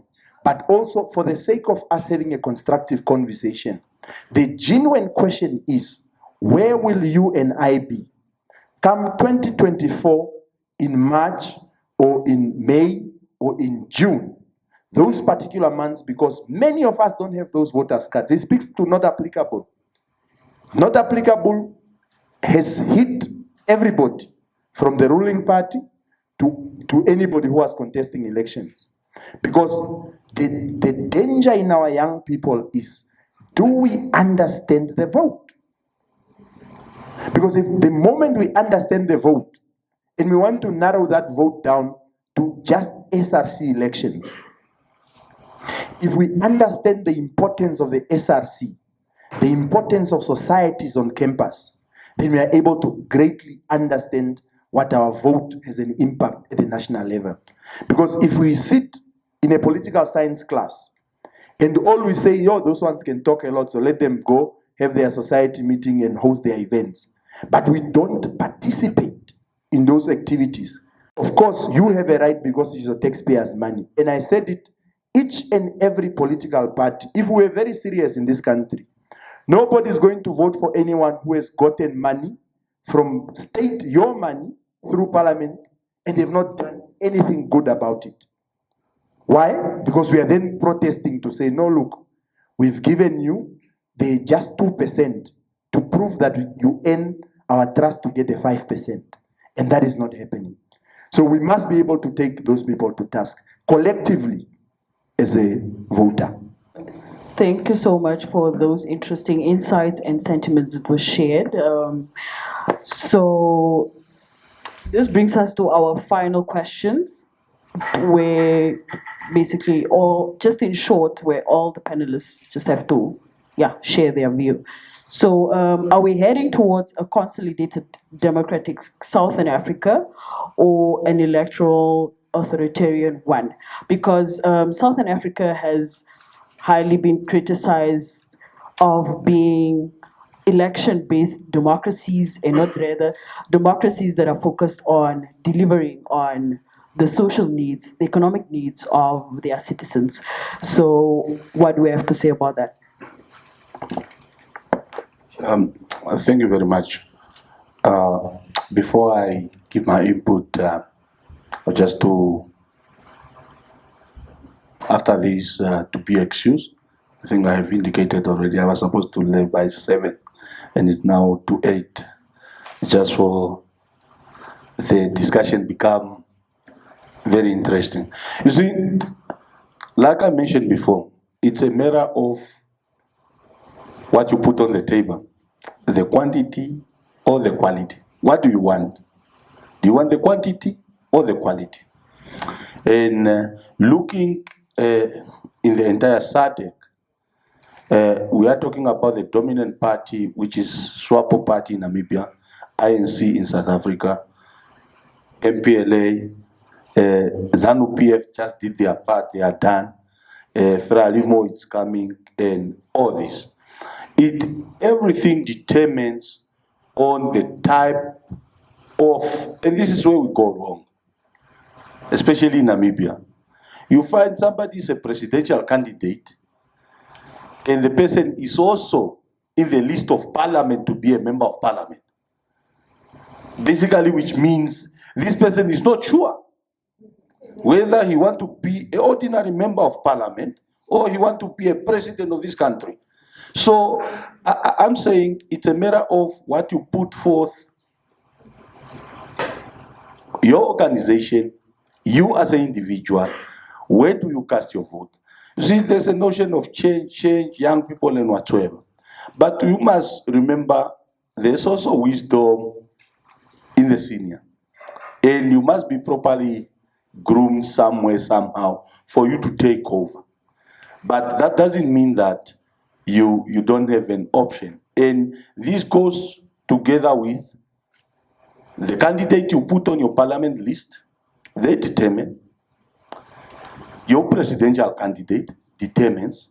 And that, if you do it right, and then I can guarantee you, you are selling your organization, you will see the difference. So I think the only thing I would say is that there was mention of colonial inheritances, right?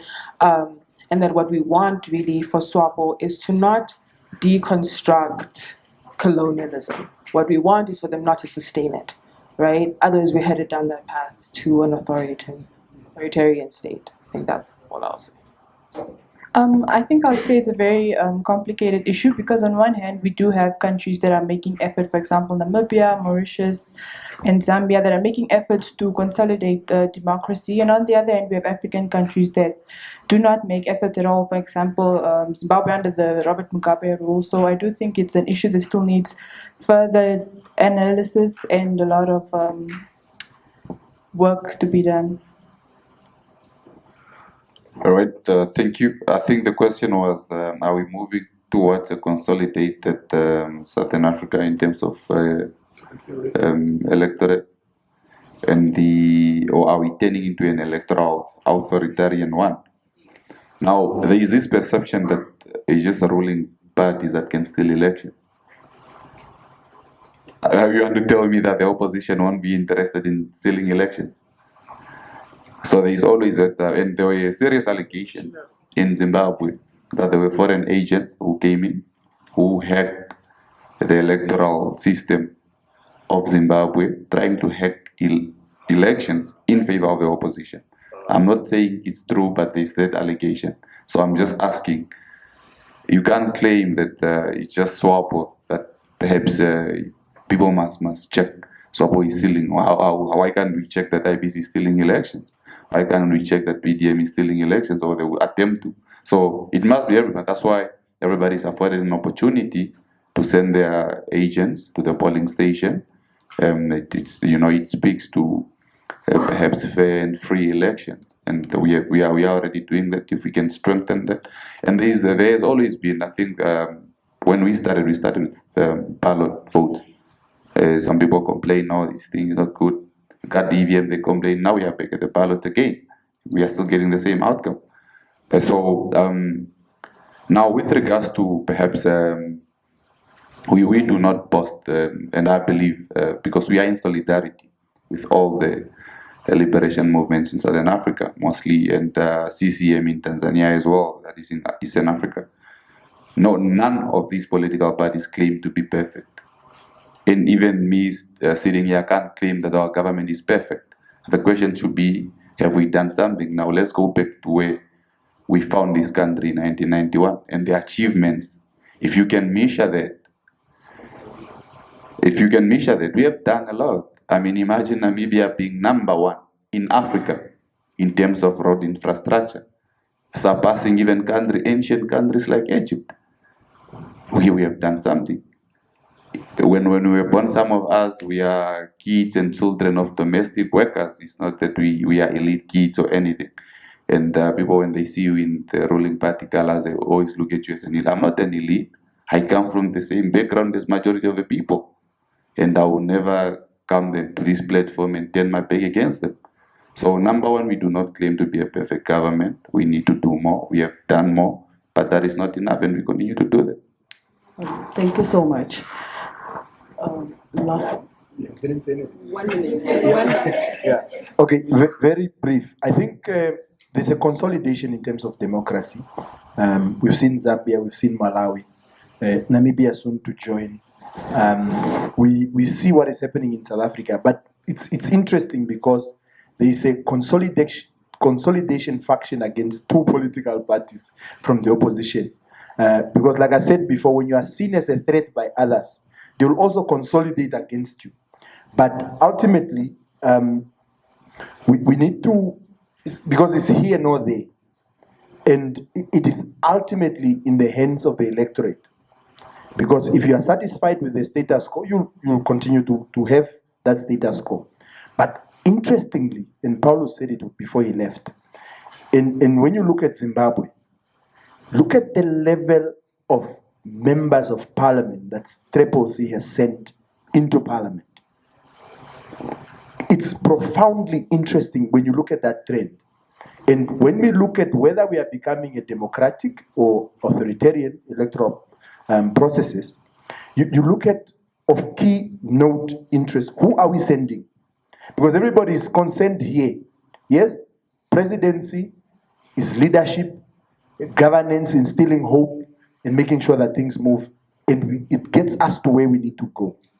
But in terms of our democracy, part of the work is done here in parliament. But when we send non-thinkers to parliament, and we still go and vote for those people, it's really an insult. It would not make sense for us to have a working president who's committed when he must draw his cabinet from non-thinkers. People who have no level of leadership. So it is also up to us to say, and that is what I was saying, that if we are happy with how PDM has handled our 80 million, that we've gave to them, then let's send them back. If we are happy with SWAPO, with the 40 million, let's send them back. But it is ultimately up to us to say, are we trusting I don't want to mention names, a person who has not even said anything in Parliament for the past 10 years, let alone just 5, 10. And because they are on the party list and we are loyal to that party, we must send a non-thinker. Just for the sake of passing a bill on these things that people are concerned about that should never concern us in the first place. But we must be concerned about bread and butter issues. It is surprising, and all of us as electorates must hold parliamentarians to account. These gay things, past 2 weeks. Yeah, 2 weeks. Is now sitting at the table of the president. Youth unemployment. Yeah, battle it here, it's Ina who brought it, what modalities, let's go case study. We are still at consultation. Where is that bill? Why didn't it go through consultation? For us to air our views and say, no, what people do in their bedroom is their business. I don't think it affects me getting water. I don't think it affects me getting bread. I don't think it's nothing to do with my education for that matter. So it is their concern and their business. But issues where I must go and get employment. So it's not a SWAPO problem, it's an MP's problem that they can't pass these bills. Out of even these 16 that they passed through now. Youth unemployment I thought was going to be at the center. But you know why they are not going to do it? It's because they will always use us, abuse us, misuse us, and spit us out. My question is directed to Akwante and Honorable there. That one here is very well. Okay. All right. And before I ask my question, I just want to point out that I was impressed by the way you articulate yourself. I think you were reasonable in your thinking. You are not trying to take side with one political party or anything like that. You are just stating the facts as they are, and I'm really thankful for that. Now, my question is, so Namibia has been independent for more than 30 years now, and there are complaints that we've been independent for a long time, but we have not done much. And I would like to understand, do you think the people who have this complaint are reasonable, or do you think that, okay, let me just say that, do you think it's true that we have not done enough, that the government has not done enough, or do you think that the government has done a lot or their best, but the people are just not content, they just don't have that appreciation? By way of introduction, my name is Ali Angola. I'm a presidential candidate for 2024.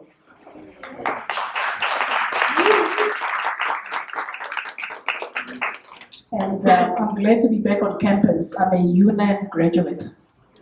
A question to the panelists, and more specifically to the two ladies that represented their views really, really well tonight.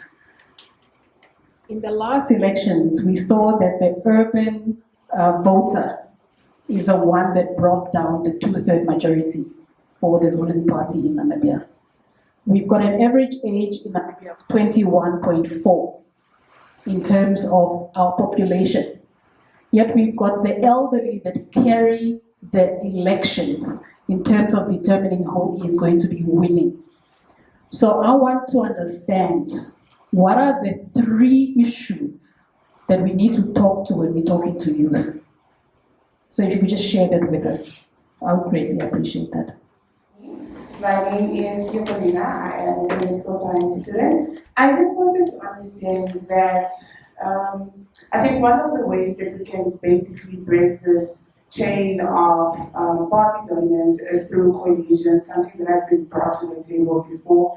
And we have an understanding that coalition hasn't been happening the right way within Namibia. So I just wanted to find out what is some of the right ways or procedures that parties who want to get into coalition can consider in order for the coalitions to work, and that even if the ruling party decides to take a seat back, the coalition parties can still continue.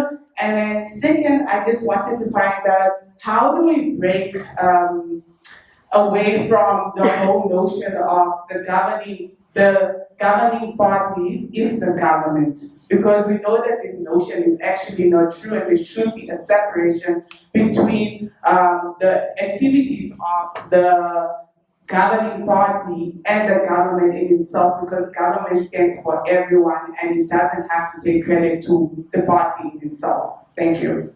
For the ruling party to stop hiding behind apartheid, because it's quite irritating for everyone.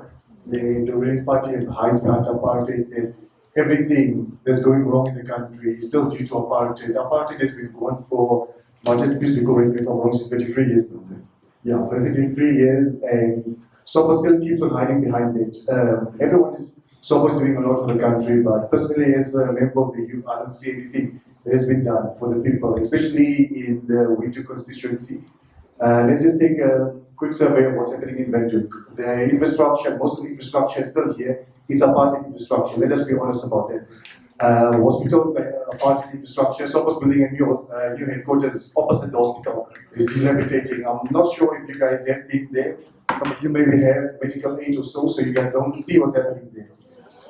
It's terrible what's happening there. First of all, I'm not sure you guys only go to Havana and those areas when you guys are campaigning. Sorry, sir, these questions are actually directed at you. Have you guys been to Havana? Have you guys seen, till now, 33 years after independence, people still walk miles to get water in Havana? Have you guys seen the sanitary that's happening there? You guys say SWAPO's doing everything for the country. What you guys are doing is giving t-shirts and cooking oil and maize meal every time elections come around, and you guys expect us to give a vote. To be honest, you guys have lost us as the youth. You guys have lost us. Let us be honest about that. We do not want you guys in power anymore as the youth. We're looking for change as the youth.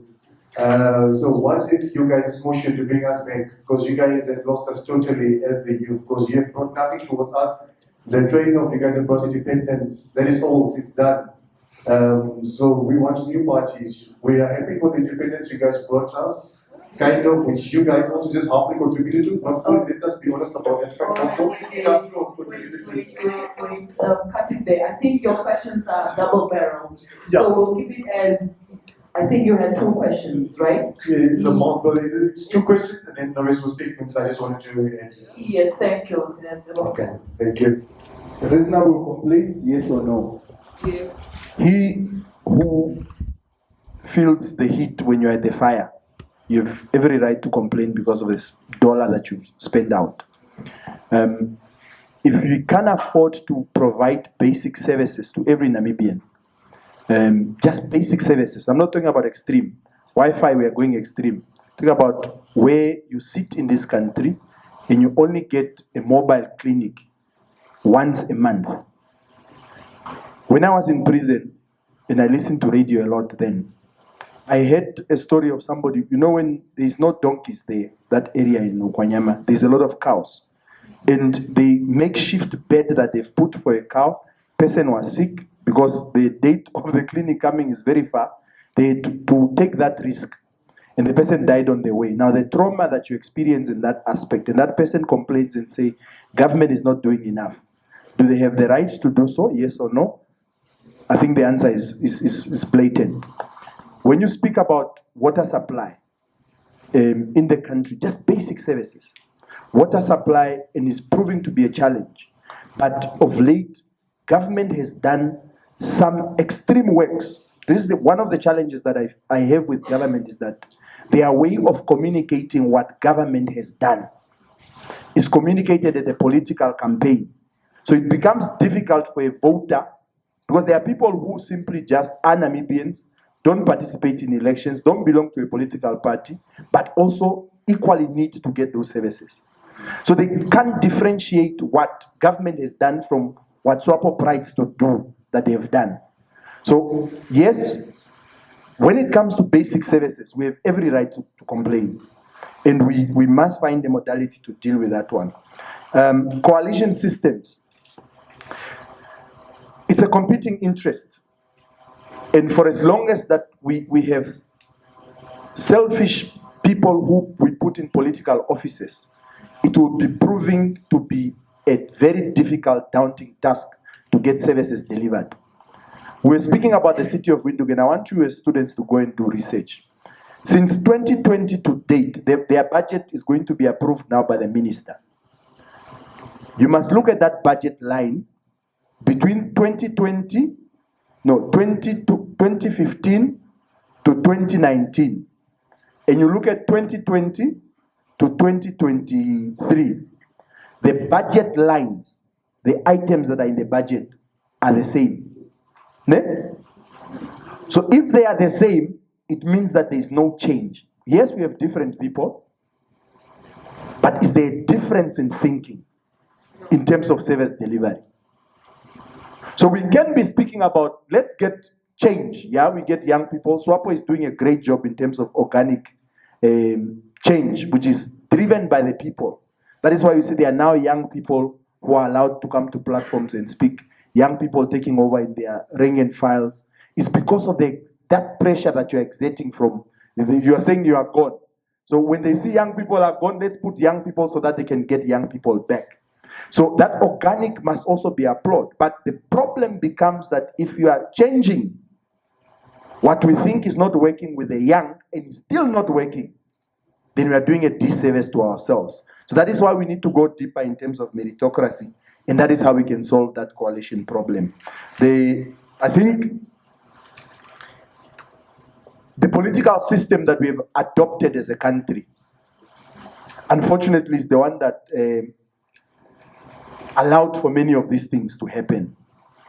Because we can't necessarily move away to adoption in terms of separating the separation of power type of thing, which you want to address. For example, why is it that the minister sits in parliament when he must be accountable to parliament?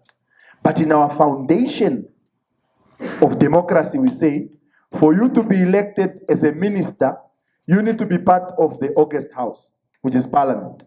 So it makes it very difficult to distinct, and I think I speak for my constituency to be the first. And after that, we had a problem. The men moved to another political party. Our first councillor in Tobias Anyeko, when he comes and addresses the community, and he used to work by foot, he says, today I am here on the SWAPO ticket. And everybody who never belonged to SWAPO at the time, and who did not feel that they want to discuss SWAPO matters, they left. Then he comes back and says, today I'm on a government ticket because I'm here to speak about how we are going to get water connection, how we are going to get electricity, and many other things. So it is also about the type of leaders that we've put into offices. What is their passion? Yes, they need to make sure that they put on their political regalia so that within the rank and files where the political system, where they contest themselves, are getting there. And I'm just reminded of this thing, of time. So it is really just, I hope I've answered that one. And lastly, we need to develop a culture of maintenance. Speaking to the infrastructure, Katutura, VTCs, UNAM, for example, and many other functional government institutions that we have. The reason why they are on the downhill is because we've never, ever, and let's look at the budget. We are students. Let's unpack the budget and pick a budget item that speaks to maintenance.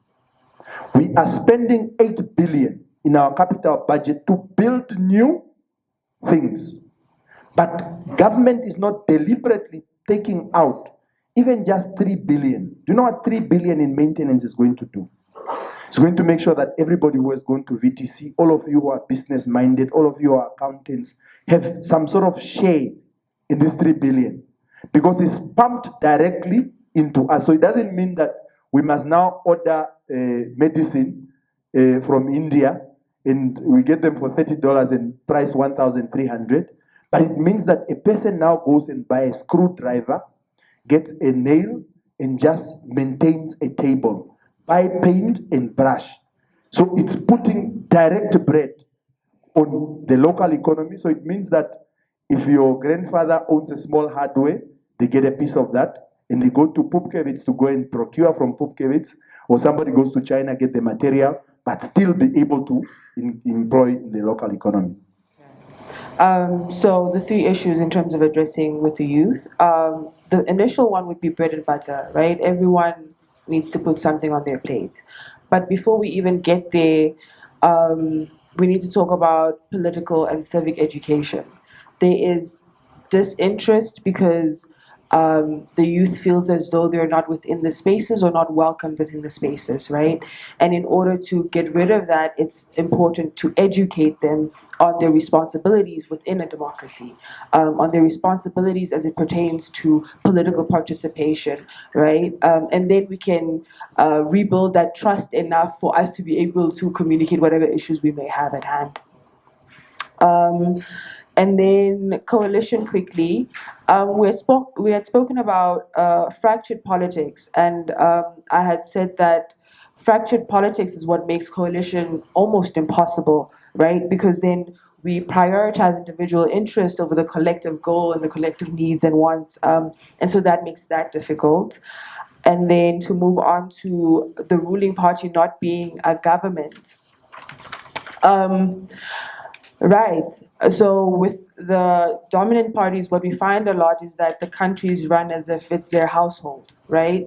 And that results in the social polarization, the economic inequality, poor standards of living, and so on. And so it's important to change the narrative about the actual responsibility of government as an extension of the state and not the state in and of itself.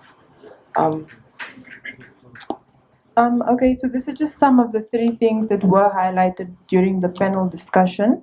One of them is youth participation. I think she alluded to that clearly, where she said there is a lack of information when it comes to even youth in areas where information is not easily accessible.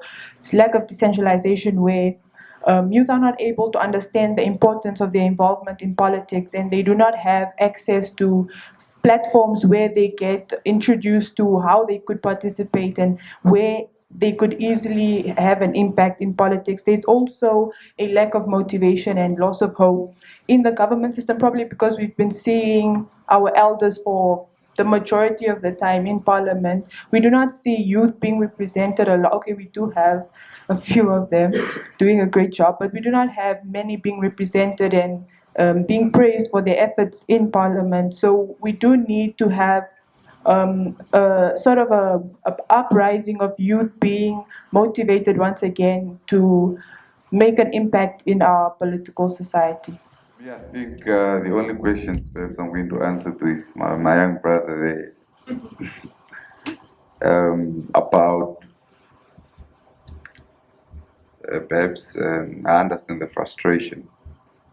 SWAPO party is didn't do anything, or we continue to blame apartheid. Now the thing is, let me start for instance with genocide. The Namas and the Hereros were killed. It's a historical fact. Their land were taken, their cattle were taken. The reason why they don't have land now, it's not because of SWAPO, it's because of the process. Now, how do we say we must not talk about it? You know, the first genocide in the 21st century is this one I'm talking about. The Jews genocide came after that. But the Jews are still getting paid by the German government, for instance. You can't go to Israel and say, forget about the Jews genocide. They probably even stone you to death. There's no way we are going to forget about it. And now, let me just answer to that. Now, with regards to where we're coming from, right? That's why I think earlier I've said apartheid in South Africa took place happened for 346 years. The ANC has been in power for not more than 30 years. Now, it's a logical question now I'm asking as a student. You expect the injustices that took place for 346 years to be undone in not more than 30 years? You can't do that. Now, imagine that process of apartheid and colonialism was empower a white man, oppress the black man. That was the policy, nothing else. They must not become doctors, they must not become engineers, they must not own properties. That was the policy. Now, how do you say that process is not responsible for how we are now as a nation? How do you say that? The reason why we do not have enough doctors, you want to say because we were prevented for not being doctors for close to 300 years, we can't talk about that now. Yeah, but Mr. Tandias,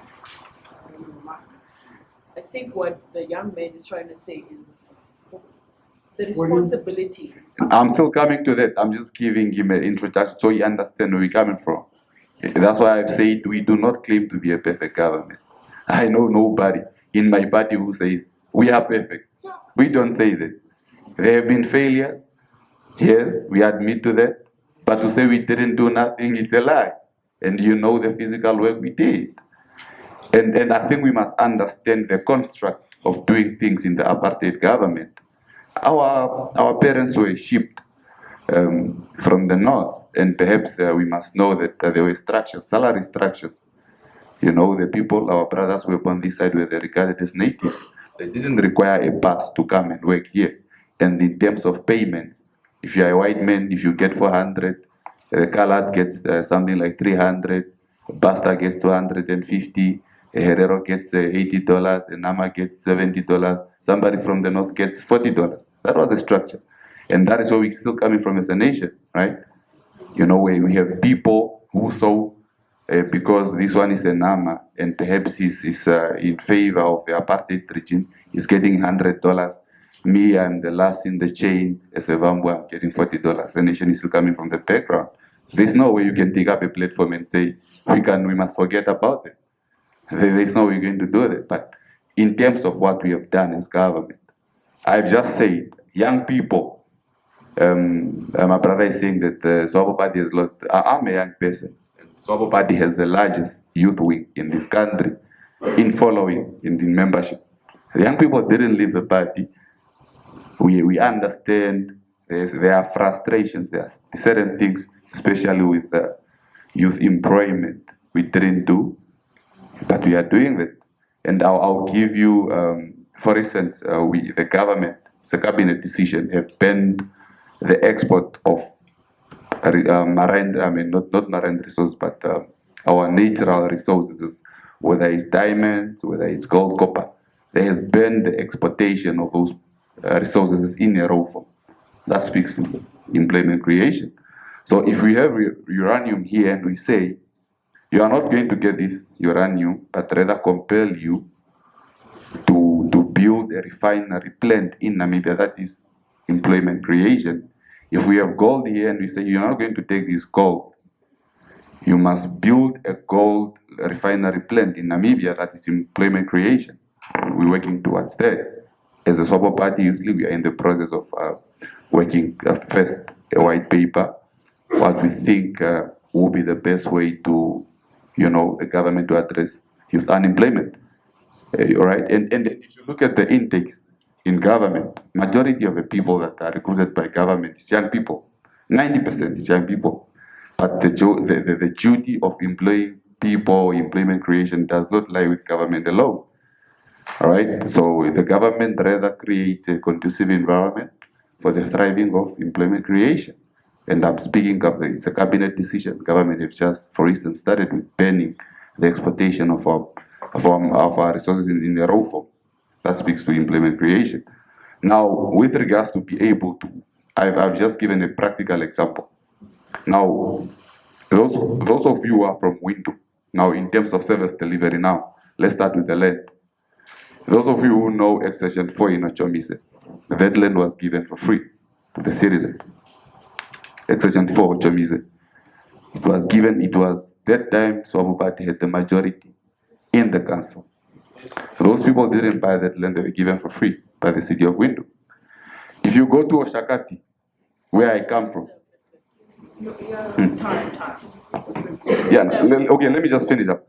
Now, let's go to Oshakati in terms of land delivery. Oshakati is about, they had Sky, it's an informal location, they had a Mandi informal location, they have a Namibia informal location. they moved to those locations. You know, moved the people from the squatter camps and took them to a place, service land. You get the title deed, there is water, there is electricity. That is what we did when we decided we are not retaining any old councillor in Oshagati Town Council, and these people went to do that. Now those are the decisions we are able to influence as young people. So rather than sitting there complaining, join us, because we don't come here and join us. So you contribute to the process of building our country. All right, as I have said, there is no policy in SWAPO party that says let's promote youth unemployment. Let's promote this. There's never been that. We have never crafted such a position. We have never adopted such a position. So everybody is pulling towards that direction. Create jobs for young people. Let's let our economy thrive, and we are contributing to that decision. So it's incorrect to say since 1990 there is nothing that has been done, unless you don't know where we are coming from as a nation. The population, for instance, and I spoke about the hospital. The cabinet has decided they are going to build a district hospital here. It's approved. It's already approved in Windhoek. They have already approved a referral hospital in the north as well. Something that is going to be done. Now, in terms of our concentration when the country became independent, for instance, just to take you back, the priority of government then in terms of primary health care, because remember, so some of us come from the villages. There were no clinics there. Mr. Tan, you have to consider time and the audience. All right. Okay, let me end the phone up. All right, so I think we are running out of time. So just last two questions. My name is Lucia Sivanga, and I'm a political science student of fourth year. And I know this question was answered briefly during the last segment, but I want us to bring it back to Namibia. So does the one-party system hinder the prospects of a consolidated democracy in Namibia in terms of SWAPO? I saying, in terms of Namibia, does the one-party system hinder the future prospects of reaching a fully consolidated democracy? You mentioned that there are people that don't belong to any political party, right? Okay. On that note, I have rights as an individual. As much as I have rights, I have responsibilities, right? These people complain about what the ruling party is not doing, but yet they don't stand up to exercise their democratic right to vote. Is it fair for you to say that the government should also consider people that are not in political parties? It costs nothing to stand up and vote. The government makes sure that there are voting polls in all constituencies. So it costs nothing. So it's not a matter of they cannot get to voting polls or whatever. It costs nothing to vote. Is it right for you to say that these people should also be taken care of? Okay? To my fellow youth, this is to you guys that are here, and to everybody else, you guys, Change the batteries. how? Can you hear me? Yeah. This is to you guys that are here, and to everybody else you guys engage with on social media and so forth. You're complaining, but you don't line up to vote. You're complaining about the SWAPO party, but you don't line up to vote against the SWAPO party. Just briefly, 2 years ago, in this same home, Dr. Rirako had launched his book about the previous elections. Statistics showed that a great number of the youth got voters' cards. But when it came to the statistics of how many went to vote, it was really low. Why? Because you guys are not willing to line up and vote, but you want to complain. Knowing very well you hold so much power on social media, you want to complain, but you're not exercising your democratic right to vote. Vote and stop complaining. Vote the party into power that you feel can deliver. Yes, good evening, and thank you very much. Madam Moderator, for this opportunity for me to also say something. I also greet the wonderful gentlemen and the ladies that are seated in front, that have done justice. But there was a serious statement. I must also ask forgiveness. I came in a bit late, and due to that, I did not get your name. But the lady in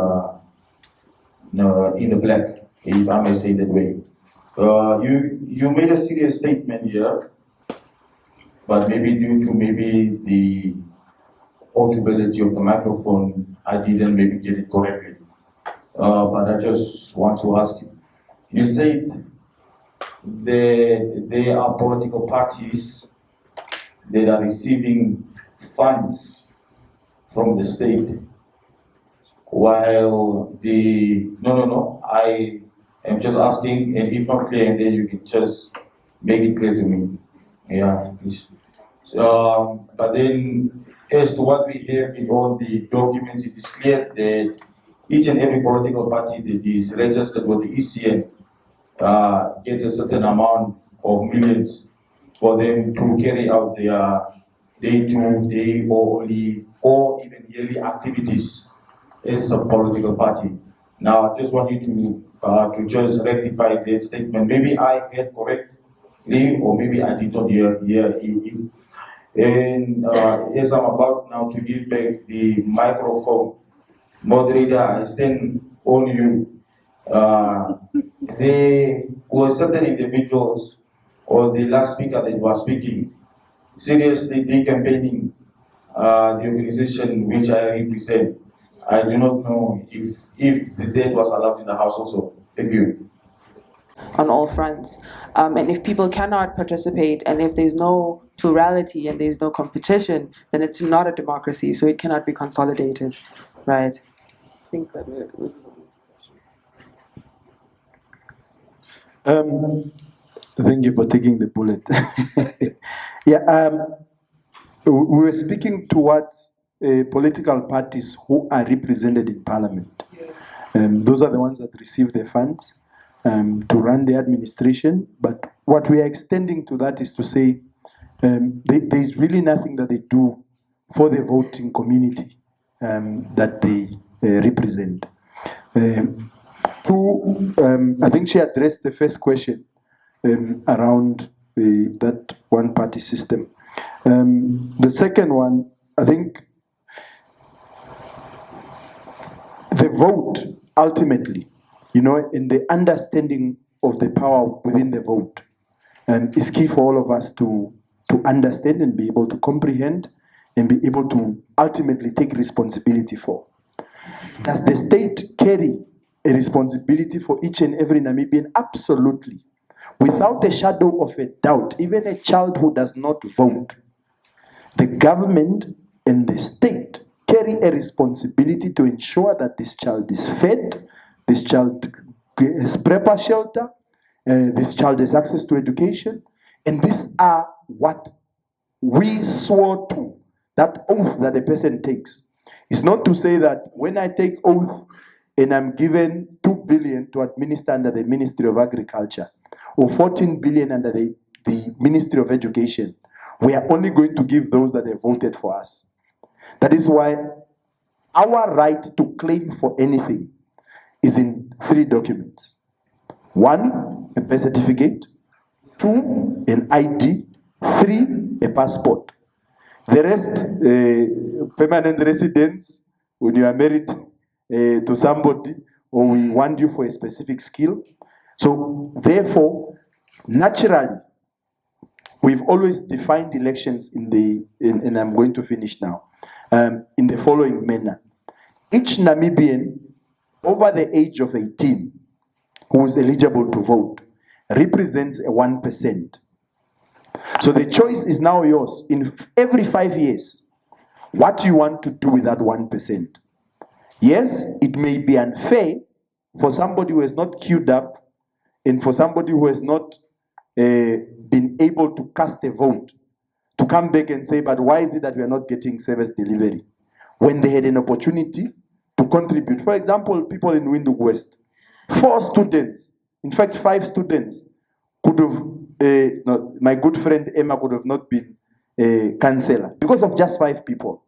So that is how tense an electoral process should be in order for us to avoid that polarized system of just, we all know that when we go to Uvodhia, there are no elections there. When we go to Okaku, yeah, maybe, but when you go to the other one of Okachali, there are no elections because the people in themselves are happy with their candidate. And we are not saying this notion of change. You must also understand us correctly. Where things are working, let us keep them because they are working. Where things are not working, let us remove them so we can put things that are working. So the education on voters' rights, and that is why that you'll always find a new candidate, perhaps some of the opposition parties, who take the liberty to join the ECN in ensuring that there is a voters' education. But here is the crisis that you find and why we get discouraged to go and vote. One, do research. Namibia breweries, and I learned this shockingly, Namibia breweries, before every election, there's a special on Tafelaga. Chose, Saka has lost. What do you think we are going to do? Between somebody who think is going to remain the system the way it is in my entertainment, definitely we are going to do that. And the second aspect of that is the design of the electoral day. By design, if you are between the age of 18 and 49, in 59, you can queue 4 hours to wait for casting 1 vote. But my mother, who is 60, goes in and vote. Now, the numbers show that, of course, that generation is not a lot. It's about 47,000 of them. But just imagine every 1 hour, 1 votes, 4 of you leave. So the design of that election day needs to be confronted with the ECN. We have no problem in having 1 line for old people, 1 line for us, just that each one gets their own ballot. So we go into, there are about 4 stations where we can vote. It's easier and convenient for people to do that. Why is it in other countries people are able to do it better and we can't? And we're just a small democracy. So in finalizing that aspect around voter apathy, it's a designed system. It is designed so that we don't get to the polls. He who provides, who is responsible for the ECN budget, count the ECN budget without an election year and when there's an election year. It all of a sudden goes up. But what is the mandate of the ECN? It's to do voters' education and registration. There is no way in the act of the ECN that says you can only call for registration when there's elections. Your duty when you wake up, if I turn 18 today, these are the things that we are supposed to be demanding. We went to court and we failed miserably because we couldn't articulate law properly then. We failed because we said the mandate from the act says that it's registration and conducting of elections. So when I turn 18, when there is no election year, I must be able to get a voter's card. So the question is, how do we make a voter's card fashionable like a driver's license? Maybe we must require a voter's registration for employment. Because the only reason why you go and get a driver's license is because you have an upper hand to go and get employment, because there will be a car available and chances are that you may drive. So what are the benefits of a voter's card? Even if it's to say that I'm going to put Dimbulukeni into power, I know he comes from the SWAPO party, therefore they are comrades with Shidigona and they are going to make sure that things are done the other way around. So it's not an exciting thing that we make in this process.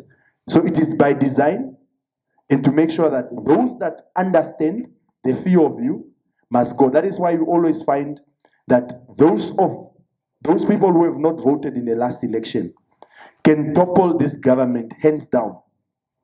Because even SWAPO, when they won the seats in parliament, the votes were not more than people who did not show up to vote.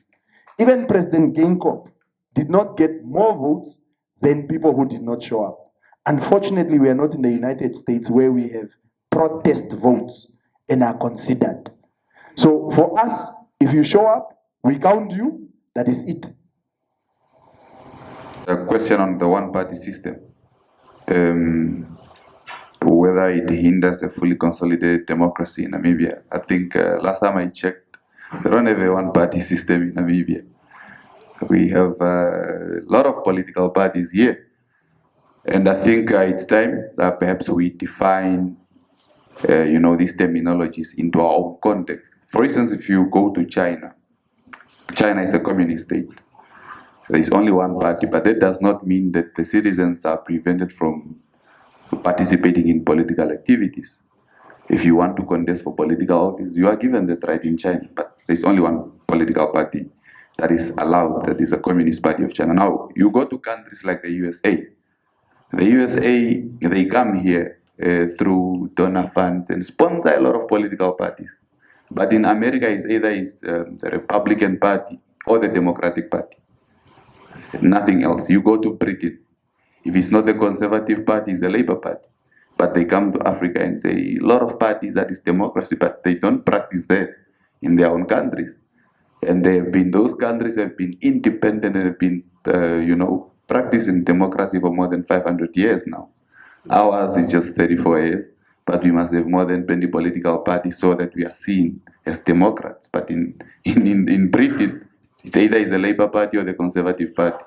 In America, it's either is the Republican Party or the Democratic Party where Mr. Trump comes from. Now, so I think for me, when I look at it, seeing where we're coming from, we are a divided nation mostly because the tactic was to divide and rule. Now, even after 1990, that mantra did not go away.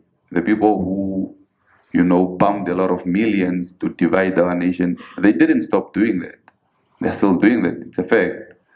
And so I think it's time, us as a nation, we choose what is suitable of us in terms of what do we define democracy as, whether it's in terms of political parties, and we choose what works for us. That's why in the SWAPO party, there is what I think the party school has been tasked to work on our ideology, which is socialism with Namibian characteristics, whereby you go to the people we want to do socialism, but socialism is also a foreign concept. It comes from socialist states, the ancient socialist states, former Soviet Union, Cuba, and others. Now, we think that we want to apply this in Namibia. That's why you find, structures like Aristotle's.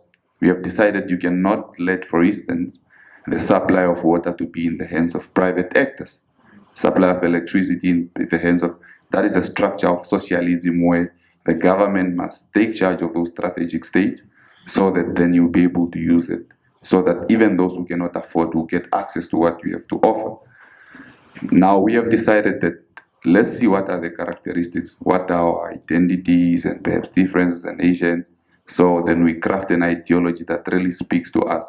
So it's just not a matter of saying, when the American says, if you have two parties in Namibia, that is dictatorship, but in their country, if the Republican Party is not in power, then it's the other party. I think we have also to come and then emancipate ourselves from that sort of mantra.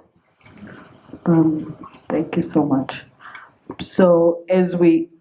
just wanted to correct just 3 facts.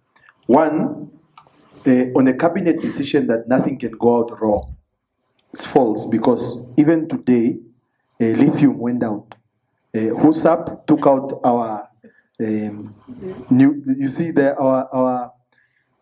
we became the second biggest producer of uranium, and it's sitting in China for stockpile, and we are powering that economy. So it's that fact let's quickly just do fact check.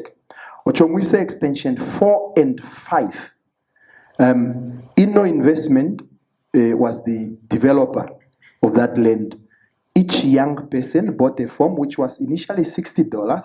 City of Windhoek made it $100. they made 4,000 forms were printed. They made 400,000. So I wonder how that land was given free. So fact check. Yes, we agree with you, Noshakati. I've seen that one. In terms of the district hospital, 15 years under the leadership of Mr. 10%, Andrew Ndishishi, there was a budget item for 15 years to build a district hospital in Windhoek. The current vice president of SWAPO was seen, you see where there is the three-way stop of Havana, Greenwell, Havana, Hakana on this side, Vanaenda on this side, where that thing is built and it is not yet there. My good friend was there. She went to announce that it's a hospital that is being built, the district hospital, because there was a budget line for 15 years. But there is a board, as you are coming from that Monte Cristo Road now, NES Peter Nanyemba Avenue, Street, that is written AMTA food, something, something. So there is that confusion. So yes, we hear that there is a tender that is out to build a district hospital, but the fact is that for 15 years, money was being allocated to that district hospital. So I just wanted us to be clear on those ones. In America, there are not two parties. There's people from the Green Party. It's about 400 political parties that are in America, but there are only 2 that are dominant. So we can have 20 political parties in Namibia, but if the race, unfortunately, is going to become between SWAPO and the IPC, you can't say that others don't exist. But it is that people believe that when we go to parliament, we feel that IPC can take SWAPO toe to toe, you know, because of what they present and all those things. So it is also just perception and not fact. Perfect, amazing on that one. So as we come to the end of our panel discussion,